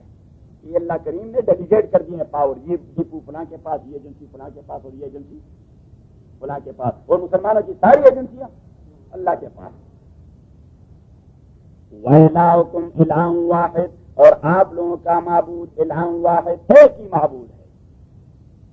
لا الہ نہیں کوئی معبود الا هو مگر وہی ایک ہی ہے. الرحمن جو مہربانی کرنے والا ہے، الرحیم رحم کرنے والا ہے. اب جہاں بھی اللہ تعالیٰ توحید کا دعویٰ کر جاتا ہے تو وہاں اس کے پیچھے دلائل لے آتا ہے. کیا ارگیو کر دیتا ہے؟ اسے کیا کر دیتا ہے؟ آرگیو. تو یا سائنس بتا دیتا ہے یا پھر دلائل اور آرگومنٹ لے آتا ہے. تو یہاں پھر سائنس لے آیا. کیا لے آیا؟ Visible science. کیا سرکمسٹانشل ایویڈنس یا میٹیریل ایویڈنس یا فزیکل ایویڈنس. وہ یاد رکھا کریں. سرکمسٹانشل ایویڈنس یا فزیکل ایویڈنس یا میٹیریل ایویڈنس. فزیکل ایویڈنس تو یہ فزیکل ایویڈنس توحید کے لیے کہ اللہ ایک ہے. کیوں؟ آسمانوں کو دیکھیے اور زمین کو. ان فی خلق السماوات تاکہ فی خلق السماوات تاکہ فی خلق السماوات آسمانوں کے پیدا کرنے میں والارض اور زمین کے پیدا کرنے میں واختلاف اللیل والنہار اور دن رات کے آنے جانے میں واختلاف اللیل والنہار اور دن رات کے آنے جانے میں. دن رات کے دن چلا گیا رات آ گیا, کل صبح رات چلی جائے گی, دن درمیان میں کوئی فاصل نہیں ہے, درمیان میں کوئی دوسرا مہمان نہیں آتا, بس یہی الٹرنیٹ چلتے رہتے ہیں. واختلاف اللیل والنہار اور دن رات کے آنے جانے میں والفلک التی تجری فی البحر بما ينفع الناس والفلک اور ان شپ اور بوٹ میں التی وہ شپ اور بوٹ تجری فی البحر جو چلتے ہیں فی البحر اوشن اور سمندر میں بما ان تجارت کے اموال کے ساتھ ينفع الناس جو فائدہ دے دیتا ہے انسانوں کو. اب اللہ کریم نے فرمایا کہ دنیا کے انسانوں کو سب سے زیادہ فائدہ وہ سمندری تجارت کے ذریعے ہوگا. اللہ کریم نے فرمایا یہ شپ جو اوشن میں چلتی ہیں یہ بھی اللہ کی قدرت کی نشانی ہے. ان فی خلق السماوات تاکہ آسمانوں کے پیدا کرنے میں والارض زمین کے پیدا کرنے میں واختلاف اللیل والنہار دن رات کے آنے جانے میں والفلک اور وہ بوٹس اور کشتیاں اور شپ التی وہ تجری جو چلتے ہیں فی البحر اوشن اور سمندر میں بما ان اموال کے ساتھ ينفع الناس جو نفع دیتے ہیں انسانوں کو. تو سب سے بڑی تجارت کہاں ہوتی ہے؟ سمندر میں. وما انزل اللہ من السماء من ماء اور وہ جو نازل کر دیا ہے اللہ تعالیٰ نے من السماء بادلوں سے من ماء پانی فاحیا بالارض فاحیا پر زندہ کر دیا بھی اس پانی کے ذریعے الارض زمین کو بعد موتها اس کے مرنے کے بعد. اب جو زمین خشک ہو جاتی ہے وہ مری ہوئی زمین ہے, جو اللہ تعالیٰ باہر پانی نازل کر دیتا ہے اس میں زندگی پیدا ہو جاتی ہے. کیا ہو جاتا ہے؟ اس میں زندگی پیدا ہو جاتی ہے. وما انزل اللہ اور وہ جو نازل کر دیا ہے اللہ تعالیٰ نے من السماء بادلوں سے من ماء پانی فاحیا زندہ کر دیا بھی اس پانی کے ذریعے الارض زمین بعد موتیا اس کے مرنے کے بعد وبثیا من کل دابہ وبثا اور منتشر کر دیا بثا منتشر کرنا وبثا اور منتشر کر دیا دیا اس زمین میں من کل دابۃ ہر قسم کے حیوانوں اور انسیکٹس اور پرندوں. دابہ ہر وہ چیز جس میں روح آتی جاتی ہے, جس میں روح آتی جاتی ہے سانس لیتی رہتی ہے اس کو دابہ کہتے ہیں. دابہ کے تو اس میں یہ جو بیکٹیریا ہے اور جراثیم ہے اور پتہ نہیں وائرس ہے اور انسیکٹس ہیں اور کیڑے مکوڑے ہیں اور پرندے ہیں اور درندے ہیں اور چرندے ہیں اور یہ سارے وبثیا من کل. اور دیکھیے جب زمین زندہ ہو جاتی ہے میگھ برسنے کے ساتھ تو ان حیوانات اور انسیکٹس کی نقل و حرکت شروع ہو جاتی ہے. اللہ کریم فرماتے ہیں کہ زمین کی زندگی کے ساتھ پھر زندگی شروع ہو جاتی ہے.